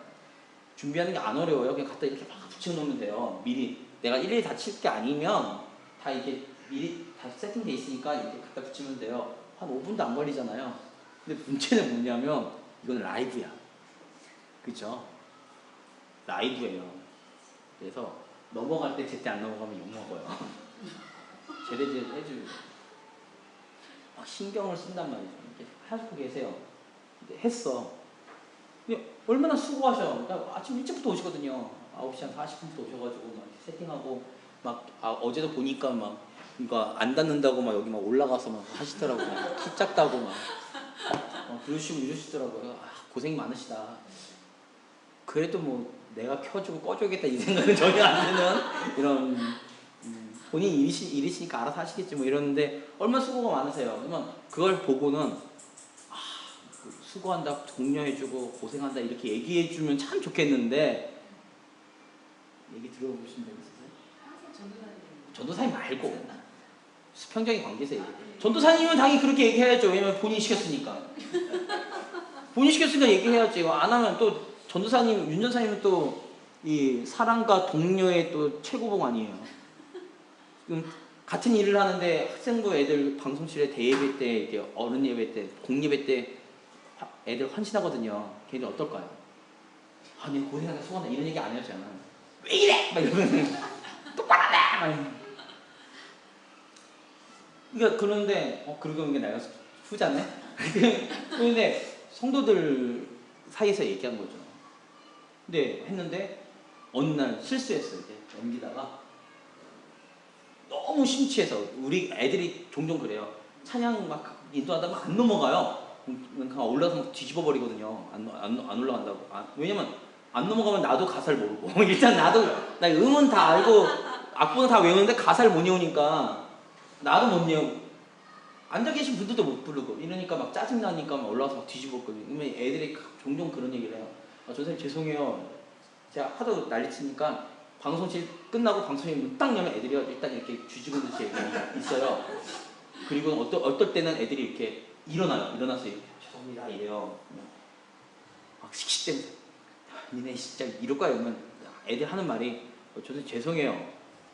찬양 부르는데 자기네들이 너무 찬양을 부르다 보니까 넘겨야 될 걸 잊어버렸다는 거야. 잊어버렸어요. 못 넘겼어. 갑자기 여기가 일대가 조용해지면서 사람들이 아무것도 안 해. 끝나고 나와 그게 그날따라 이상하게 한 대여섯 번은 그러는 거예요. 성분이. 난 몰라 지난주는. 주일 예배 때? 그래서 내가 올라서 뒤집었잖아요. 니네 찬양 부를 자격이 없어! 막 이러면서. 방송실은 찬양 부르려고 있는 자리가 아니야! 막 이러면서 제가 막 혼냈어요. 왜냐면 걔네들 손 하나에 300명이 다 이렇게 쳐다보고 있는데 큰일 나요. 네, 했어요. 이렇게 해서 막 안 되는 거 막 이러시다가 내려왔는데 어느 권사님이 제때 넘기지? 이러면 어떻겠어요? 에이씨 안 해 그냥 이러는 이렇게 나온 그게 교회 분위기거든요. 우리 교회는 전자일까요? 후자일까요? 후자입니다. 후자예요. 거의 진짜. 예. 당연한 거라고. 요번에도 뭐 이런 사담은 좀 그런데 요번에도 엘리베이터 공사 끝나시고 오장로님 휴가 2주 가고 싶다고 지금 노래 부르고 계셔서 마음이 좀 어려워요. 고생 많이 하셨는데 매일 출근하는 분은 아시죠? 네. 인사를 한번 해드리고 싶었는데 어떤 분들은 그랬대요. 엘리베이터를 딱 탔는데 그거를 바라는 것도 사실은 그렇죠. 그렇지 않아요? 예. 근데 어쨌든 간에 알아주시는 거. 근데 이제 그게 지사를 좋아하지. 뭐 그렇게 말씀하시면 제가 할 말이 없고요. 근데 그건 이제 그분과 하나님과 관계고 그러니까 우리는 그걸 해야 되는데 왜냐면 그게 사람인지라 이렇게 해야 되는데 그러니까 제가 좀 안타까운 게 뭐냐면 교회에서 제가 워낙 제 자체가 워낙에 칭찬에 이렇게 뭐라지 인색해요 제가. 그러니까 다른 사람들에게 칭찬할 때 인색한데 근데 제가 인색한 게 뭐냐면 이렇게 잘하면 잘한다고 얘기하거든요. 제가 인색한 건 뭐겠어요? 안 하니까 인색한 거거든요. 저는 그래요. 제 학생부 애들도 그러니까 저한테 아무튼 뭐 그 얘기는 나중에. 그러니까 좀 인색한데, 그러니까 저는 좀 되게 냉철해서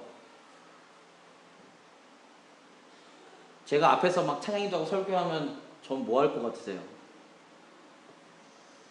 그냥 보통 분들은 끝나면 아 끝났다 이러고 그냥 가신단 말이에요. 오늘 끝났네? 근데 저 지금도 녹음하고 있거든요. 제 수요예배 설교하면요, 수요예배 끝나고 집에 가서 모니터 해요. 봐요. 아 오늘 요거 틀렸다. 아 요거 이거 아닌데. 아 이때 이때 내가 이제 누구 때문에 이렇게 흔들렸는데 아 이러면 안 되지. 그날 제 모니터 다 하거든요. 요즘 제가 녹음해서 찬양인도 하는 것도 녹음해서 요즘 다 듣는데 들으면서 아 노래 진짜 못한다. 노래 좀 잘해야 되는데. 아, 내가 여기서 왜 이 멘트를 왜 했을까? 여기 흐름 좀 안 좋네. 아 여기 악기 뭐 하나 틀렸어. 이거 좀 이따 가가지고 애들 잡아야지. 뭐 이런 거. 되게 냉철하게 제가 스스로 판단하거든요. 제 자신에게도 그렇게 판단하는데 제가 이렇게 냉철하게. 그래서 저 와이프랑 이렇게 설교도 이렇게 들어요. 들으면 아 이 부분에서는 이거는 필요 없는 거.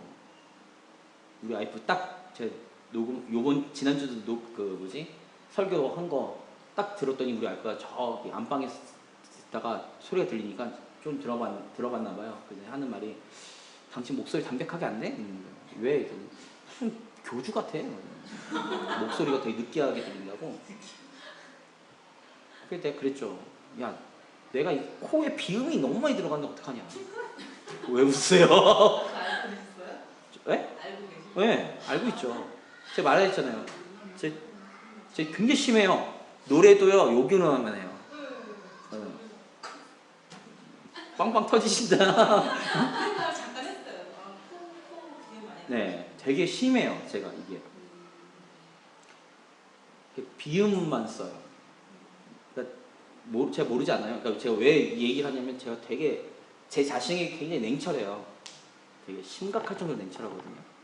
다른 사람들에게 대해서는 좀 너그러운데 제 자신에게 굉장히 냉철해요. 그래서 해놓고 뭐가 문제인지 성경 공부 이거 해놓고 이거 한 2시간 뭐 어떨 땐 3시간 다 들어요. 다 듣고 학교 갈 때 오고 가면 막 다 들어요. 다 듣고는 야 여기서는 왜 이랬을까? 그리고 제가 녹음해서 들으면요, 제가 즐겨 쓰는 단어가 있어요. 맡길 때마다 이렇게 즐겨 쓰는 단어들이거든요.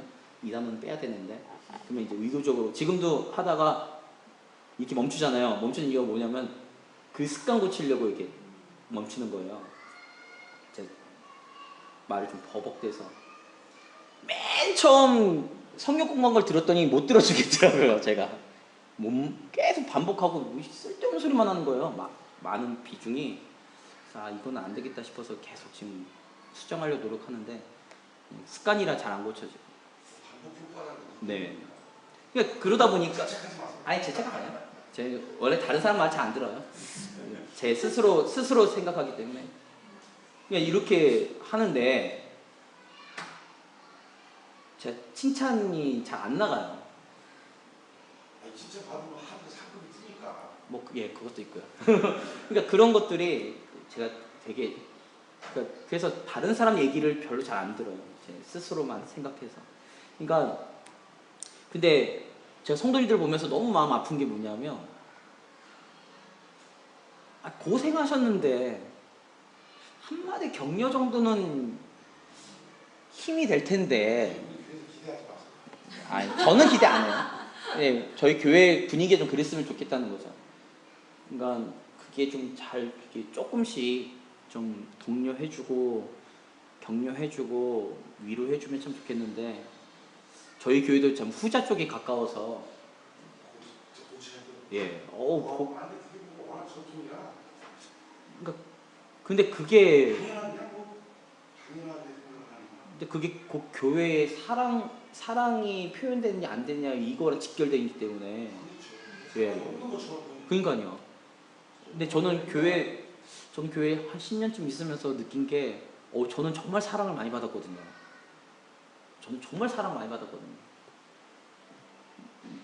권사님들 시작해가지고 장로님들부터 시작해서 권사님들과 뭐 이게 성도님들에 이르기까지 사랑을 참 많이 받아서 그런 교회가 아닌데 자꾸 그렇게 비춰지니까 특별히 누구들에게 비춰지냐면 오신 지 얼마 안 되시는 분, 그죠? 고개 또 끄덕끄덕 그러시는 이해해요. 그럴 수밖에 그런 것처럼 느껴지게 돼서 그게 너무 마음이 그냥 속상해요. 제 개인적으로. 네, 그런 게 아닌데. 그것만 바꿔도 금방 누구부터 해야 될까? 나 그렇죠, 저부터 해야죠. 그래서 저도 요즘 회개하고 있어요. 내가 좀 칭찬 좀 해볼까? 제 원래 모토가 있어요. 제가 막 너무 이렇게 하니까 얼마 전에 그러니까 그 재호 청년 아시죠? 드럼 치던 청년. 지금 교회 안 나오는데 그 드럼 치는 청년이 저한테 그러는 거예요. 전사님 칭찬 좀 하세요 이러는 거예요 저한테. 칭찬을 하세요. 전사님 책도 안 읽으셨어요? 뭔 책? 했더니 칭찬은 고래도 춤추게 한다 이러는 거야. 그래서 제가 그랬죠. 칭찬은 고래만 춤추게 해. 사람은 맞아야 돼. 그래서 좀 칭찬도 좀 해볼까? 그래서 이제 지난주에 지지난주에 청년부 하신예배 때 강태호 목사 왔잖아요. 저랑 이제 삼총사로 잘 놀던 그 강태호 목사님 오셔가지고 딱 왔는데 워낙에 인상부터가 웃는 상이고 뭐 이런 표현인 거지만 녹음하고 있어서 저건 지워야겠다. 딱 섰는데 뭐 살이 그렇게 쪘는지 화면에 막 거의 얼굴이 막 터지듯이 나. 옆에 있던 우리 학생 하나가 전도사님 달덩이 떴어요. 그러니까 인상이 되게 좋잖아요. 웃으면서 설교도 웃으면서 하고 이러니까 방송실에 이제 학생부회가 같이 있잖아요. 방송실 일을 하고 있으니까 있는데 가만히 보고 있다가 저를 또 이렇게 쳐다봐요. 그 녀석은 저를 꼭 그렇게 저렇게 TV를 보다가 저를 쳐다보다가 또 TV를 보다가 저를 쳐다봐요. 몇 번을 그래요. 그래서 제가 가만히 있다가 지금 왜 흘끔거리냐 이랬죠. 그랬더니 걔가 그래요. 전도사님 학생부 설교 때 좀 웃으면서 하시면 안 돼요. 왜? 나 안 웃냐? 했더니 정색하면서 한대요. 설교를. 그러니까 저는 애들이 이렇게 고개 숙이면서 있었어요. 애들이 설교 시간 되면서 애들이 고개를 숙이고 있더라고요. 그래서 애들이 쟤네들 왜 저러나 이랬는데 걔가 그때 그 얘기하고 제가 알았어요. 그 친구가 그 얘기하고는 전사님 정색하시니까요 얼굴 못 보겠어요 이러는 거예요. 무서워서. 그래요? 네, 정색하면서 막 물어보면 저 무서워서 제가요? 눈을 딱 피해요. 네. 그랬나? 우리 아이들도 그랬나? 그러니까 애들이 잠깐만 애들이 고개를 숙이는 거예요. 이게 핸드폰 한 줄 알았어요. 근데 이렇게 봤더니 핸드폰도 안 해. 몇몇 한 애는 있었는데 그래서 제가 그랬어요. 니네 핸드폰을 하면 내가 갖다가 벽에다 부셔버려 막 이랬거든요. 말까지 무섭지 표정. 그러다가 또 저기 뒤에서 뭐 하는 애를 봤어. 그래서 내가 그랬죠. 난 이제 더 이상 너희들한테 그런 얘기 안 한다. 기도만 한다. 핸드폰 부서지게 해달라고. 그랬죠. 정색하면서 얘기했더니 그 친구가 그런 얘기를 하는 거예요. 그래서 지난주에 일주일 내내 마음이 어려웠어요. 내가 너무 정색하면서 얘기하나? 물론 이제 되게 강하게 얘기하고 제가 좀 설교할 때는 굉장히 감성적인 걸 빼고 되게 이성적으로만 설교하고 이러려고 하다 보니까 제가 음악을 해서 되게 감성적이에요. 이런 얘기하면 다들 안 믿는데. 찬양할 때는 웃으시면서 하는 게 되게 보기 좋거든요. 예. 그러니까 제가 그리고 되게 센치해요. 제 와이프한테 가을쯤 돼가지고 오늘 이렇게 왜 이리 센치한지 모르겠다 했더니 제 와이프가 제 얼굴 보더니 막 빵 터지는 거예요. 당신 얼굴에 센치한 거 안 어울려 막 이러는 거예요. 센치한 게 얼굴과 무슨 상관이냐 했더니 막 뭐라고요. 그것도 잘생긴 사람이나 센치해야지 멋있지 막 이러는 거예요. 제가 음악을 해서 되게 감성적이어서 설교까지 감성적으로 가버리면 안 되니까 제가 설교 때는 굉장히 이성적으로 굉장히 냉철하게 하려고 노력을 하거든요. 비율을 좀 맞추려고. 안 되겠다. 일주일 동안 너무 마음이 어려운 거예요. 그 얘기가 계속 맴돌아서. 그래서 지난주에는 이렇게 의도적으로 나 지금부터 웃으면서 설교한다 이러면서 설교했어요. 그랬더니 애들이 그러더라고요. 끝나고 나서 전사님 억지로 웃지 마세요. 가식적이에요. 어색해요. 그냥 원래 평소대로 하세요. 사람이 변하면 곧 죽을 때래요. 뭐 이러더니 도저히 어느 장르에 맞춰야 될지 모르겠는데, 예, 제가 뭐 이제 한 7분 남았는데 12시까지 마치기로 했으니까, 예, 고린도전서 마무리하면서 제가 드리고 싶은 말씀은요, 제가 시작 서두에도 말씀드린 것처럼 하나님의 관심은 우리 개개인에게도 있지만 공동체에게도 있습니다. 왜냐면 왜 공동체에게 있느냐, 이게 되게 중요한데, 그리스도는 교회의 머리요 우리는 그의 지체라고 이야기한 것처럼, 우리 지체가 공동체적으로 바라볼 때 하나님께서 그것을 기뻐 보시는 거예요. 근데 문제는 뭐냐면 이 땅에 있는 교회들, 그 성도들이 온전하지 못하기 때문에 사실 되게 부딪히는 것도 많고 갈등 구조도 많습니다. 그거에 가장 도드라지게 나타났던 문제가 오늘날 교회의 문제도 마찬가지지만 교회에서 나타날 수 있는 모든 문제가 다 고린도 교회에 있었어요. 그러니까 고린도 전서는 사실 교회의 문제고 교회 안에서의 갈등의 문제고 이렇습니다. 고린도전서 김남희 사님과 박장로님 제하고는 한 절반도 안 들으셨기 때문에 제가 뭐라고 말씀을 드리지만, 자, 어쨌든 간에 공동체에 있기 때문에 공동체 안에서 우리가 생활하는 거고 이 안에서 우리가 신앙생활하는 거니까 공동체가 건강하셔야 돼요. 근데 정말 한국 교회는 공동체가 아니라 개인의 완성에 대해서만 자꾸만 생각하고 개인의 위로에 대해서만 생각합니다. 그러면 안 되시고요. 그렇기 때문에 고린도 전서를 마치면서 제가 같이 토요반도 마찬가지고 반도 마찬가지고 기존에 저희가 보던 시각과는 다르게 좀 보실 수 있는 눈이 생기셨으면 좋겠고요. 교회 공동체를 향해서, 그리고 지체를 향해서 바라보는 눈빛도 좀 달라지셨으면 좋겠고, 교회에서의 모든 일은 사랑 없이는 안 됩니다. 사랑을 하나님께서 허락해달라고 기도하시면서 하셔야 되고, 그 정도. 그리고 지금 쭉 얘기했지만 이 모든 얘기가 다른 사람들이 아니라 내 얘기라는 거죠. 저도 그렇고 선생님들도 그렇고 그냥 내 얘기니까 나는 이런 사람이 되진 않는가 보시고, 신앙이 돈독하신 분들, 이런 말씀 죄송해요. 신앙이 돈독하시고 하나님과의 관계가 친밀하실수록 사람과의 관계가 안 좋으세요. 그런 분들이 너무 많아요. 그리고 하나님과의 관계가 너무 되게 열심히고 되게 좋다고 스스로 평가하는 분들이 굉장히 독단적이세요. 교회는 그러면 안 되십니다. 그러시는 공동체가 아니라는 거죠. 교회는 바울사가 지금 고린도 교회에 계속 얘기한 것처럼 나의 유익이 아니라 남의 유익을 위해서 살아야 되고, 내가 아니라 다른 사람을 위해서 사랑으로 해야 되는 거. 그게 우리나라 교회의 주 네. 거의 설교에 가면 이거 선배님들 기절을 받고. 그래서 제가 요번에 고린도전서를 하면서 목사님에게 말씀드렸던 게 뭐냐면, 교회론을 해보고 싶었고요. 지금 제가 하고 있는 거는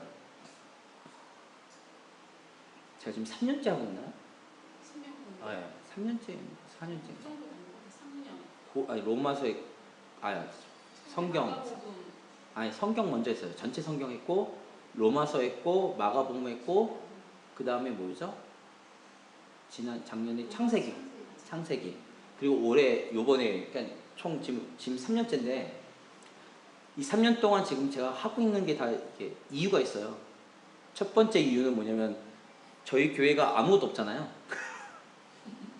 없잖아요. 뭐가 있어. 빌립 훈련 제외는, 빌립과 전도 외에는 없잖아요. 그러니까 목사님이 그러셨어요. 제자 훈련도 본인 취향은 아니고, 여러 가지 프로그램들을 봤는데, 아닌 것 같다. 근데 목사님이 워낙 말씀을 좋아하시니까, 말씀 이렇게 선포하고, 설교하시는 것에 자신 있어 하시고, 또 좋아하시고 잘하시니까, 이것을 우리 교회가 좀 극대화했으면 좋겠다라고 해서, 지금 제가 하고 있는 게, 그 커리큘럼 짜고 있어요 지금. 그래서 지금 시범적으로 하고 있는 거예요 제가. 시범적으로. 그래서 그거를 완전 그 프로그램 예, 프로그램화 시킬 거예요. 그것을 목사님과 지금 너무 없어요. 예, 3년 전에 그거 얘기하고는 그것을 프로그램화 시켜서, 그러니까 새가족 수료하고 난 이후에 어떤 프로그램들을 할 것인가. 근데 그것이 성경 공부가 되었으면 좋겠다는 목사님의 의도에 제가 그것을 시범적으로 그러면 어떤 커리큘럼을 어떻게 했으면 좋겠다. 그것을 제가 시범을 하고 싶다라고 해서 요번까지 온 거예요. 그래서 처음에 뭘 했냐면 전체 성경 맥을 잡는 성경 공부를 제가 했었고, 두 번째가 교리, 그러니까 구원과 교리에 대한 얘기. 그래서 로마서를 했었고, 그리고 로마서를 하고 나니까 해야 될 게 뭘까요? 예수님의 생애를 공부해야 되겠다 싶어서 마가복음 한 거고, 그 다음이 신약했으니까 그 다음에 창세기. 구약의 핵심인 창세기, 구약의 시작점인 창세기. 마가복음은 신약의 시작점이에요. 마가복음이 사복음서 중에 가장 요약되어 있고 처음 나온 성경책입니다. 그리고 5번이 뭘까요? 그러니까 처음에 성경, 구원관, 구원 및 교리, 그 다음에 예수님의 생애, 창세기, 구약의 시작점인 창세기, 그 다음에 교회론. 그래서 고린도전서. 그냥 한 건 아니고요. 그 커리큘럼을 만들어 볼까 해서 이렇게 지금 진행하고 있는 거기 때문에 2학기 때 제가 생각해 놓은 계획은 있는데 그게 통과가 될지 모르겠고, 그래서 이게 좀 정돈이 되면 교육자들이 몇몇이 이것을 로테이션으로 돌아서 아마 목사님이 이제 승인이 떨어져야 되는데, 승인이 떨어지면 로마서, 그러니까 지금 제가 순서 말씀드린 것처럼 교회로는 어느 정도 중직자들, 직분자들을 향한 거예요, 제가 지금. 교회론을 알아야지. 그러니까. 그래서 그리고 마지막에 지금 뭘 할지 지금 계획 중인데, 이게 3년인가 4년 정도 제 로테이션으로 제가 지금 그러니까 교회에다 정착시킬까 지금 고민하고 있는 부분이라, 이게 되면 적어도 교육자 2명이서는 이거 로테이션 돌릴 거예요. 돌아와서 성경부를 시행할 건데, 어쨌든 간에 그렇습니다. 그러니까 그래서 이제 제가 지금 계속 이거 하는 거는 사실상은 시운전이거든요. 시운전 용무로 지금 제가 하고 있는 거고, 다음번에 할 때는 이렇게 길진 않을 거예요. 짧게. 네, 아마도 그러겠죠. 그분들은 저와 다르니까. 근데 방을 한 2반 정도 만들어서 네. 이게 또 그 차이가 있잖아요. 이제 막 온 사람들한테는 또 어려울 수 있는 부분이고, 네. 또 중직자나 좀 어느 정도 이제 오래 믿으신 분들도 그 이상의 그런 그걸 두개 가지고 나눠서 같은 커리큘럼 가는 게 아니고, 나눠야지. 예. 아무튼 그거는 그래서 위에서 기도해 주시고요. 교회가, 그래서 저희 교회가 특색화를 성경 공부 쪽으로 지금 아마 몰고 갈 계획이신 것 같아요. 그래서 더 많은 교육자들과 더 많은 성도들이 좀 이렇게 하나님 말씀을 좀 더 알아가고, 제가 장로님 아시겠지만 제가 지난주 토요일 날 너무 속상해서 말했던 게 뭐냐면, 하나님의 뜻대로, 하나님의 말씀대로 순종하며 살면 돼요, 축복받아요 이러는데, 하나님의 말씀대로 뭐 어떻게 살아야 되는지에 대해 전혀 관심이 없는 저희 교회. 성경 공부에 사람들이 안 모이는 거 보면 그거죠. 축복만 기대하고 네. 축복을 받기 전에 고난과 또 이거는 아예 싸그리 무시하고 뭔가 떨어질 것 이것만 생각. 저도 그랬습니다. 그러니까 그런 것들이, 그러니까 그게 좀 안타까워서, 그러니까 위에서 제가 기도하고 있으니까 같이 이렇게 해주시고, 성경 공부 자체가 하나의 커리큘럼, 아마 제 생각에는 아마 이게 1년 단위로 갈 거예요. 지금 제가 한 학기씩 했는데 이걸 1년 단위로 아마 가지 않을까. 1년 단위나 아니면 적어도 3개월 갖고는 좀 힘들 것 같고 한 4, 5개월 정도는 하셔야 되지 않을까 싶은 거죠. 그래서 좀 더 심도 있게, 좀 더 구절을 잘 나눠서 보셨으면 좋겠고, 그런 계획은 있습니다. 위에서 기도해 주셨으면 좋겠고. 교회가 막 평일날도 막 프로그램이 넘쳐가고 맞아요. 복잡 해야되는데 너무 우리 교회는 평일날 오면 썰렁해. 썰렁하진 않아요. 애들이 시끄러워서.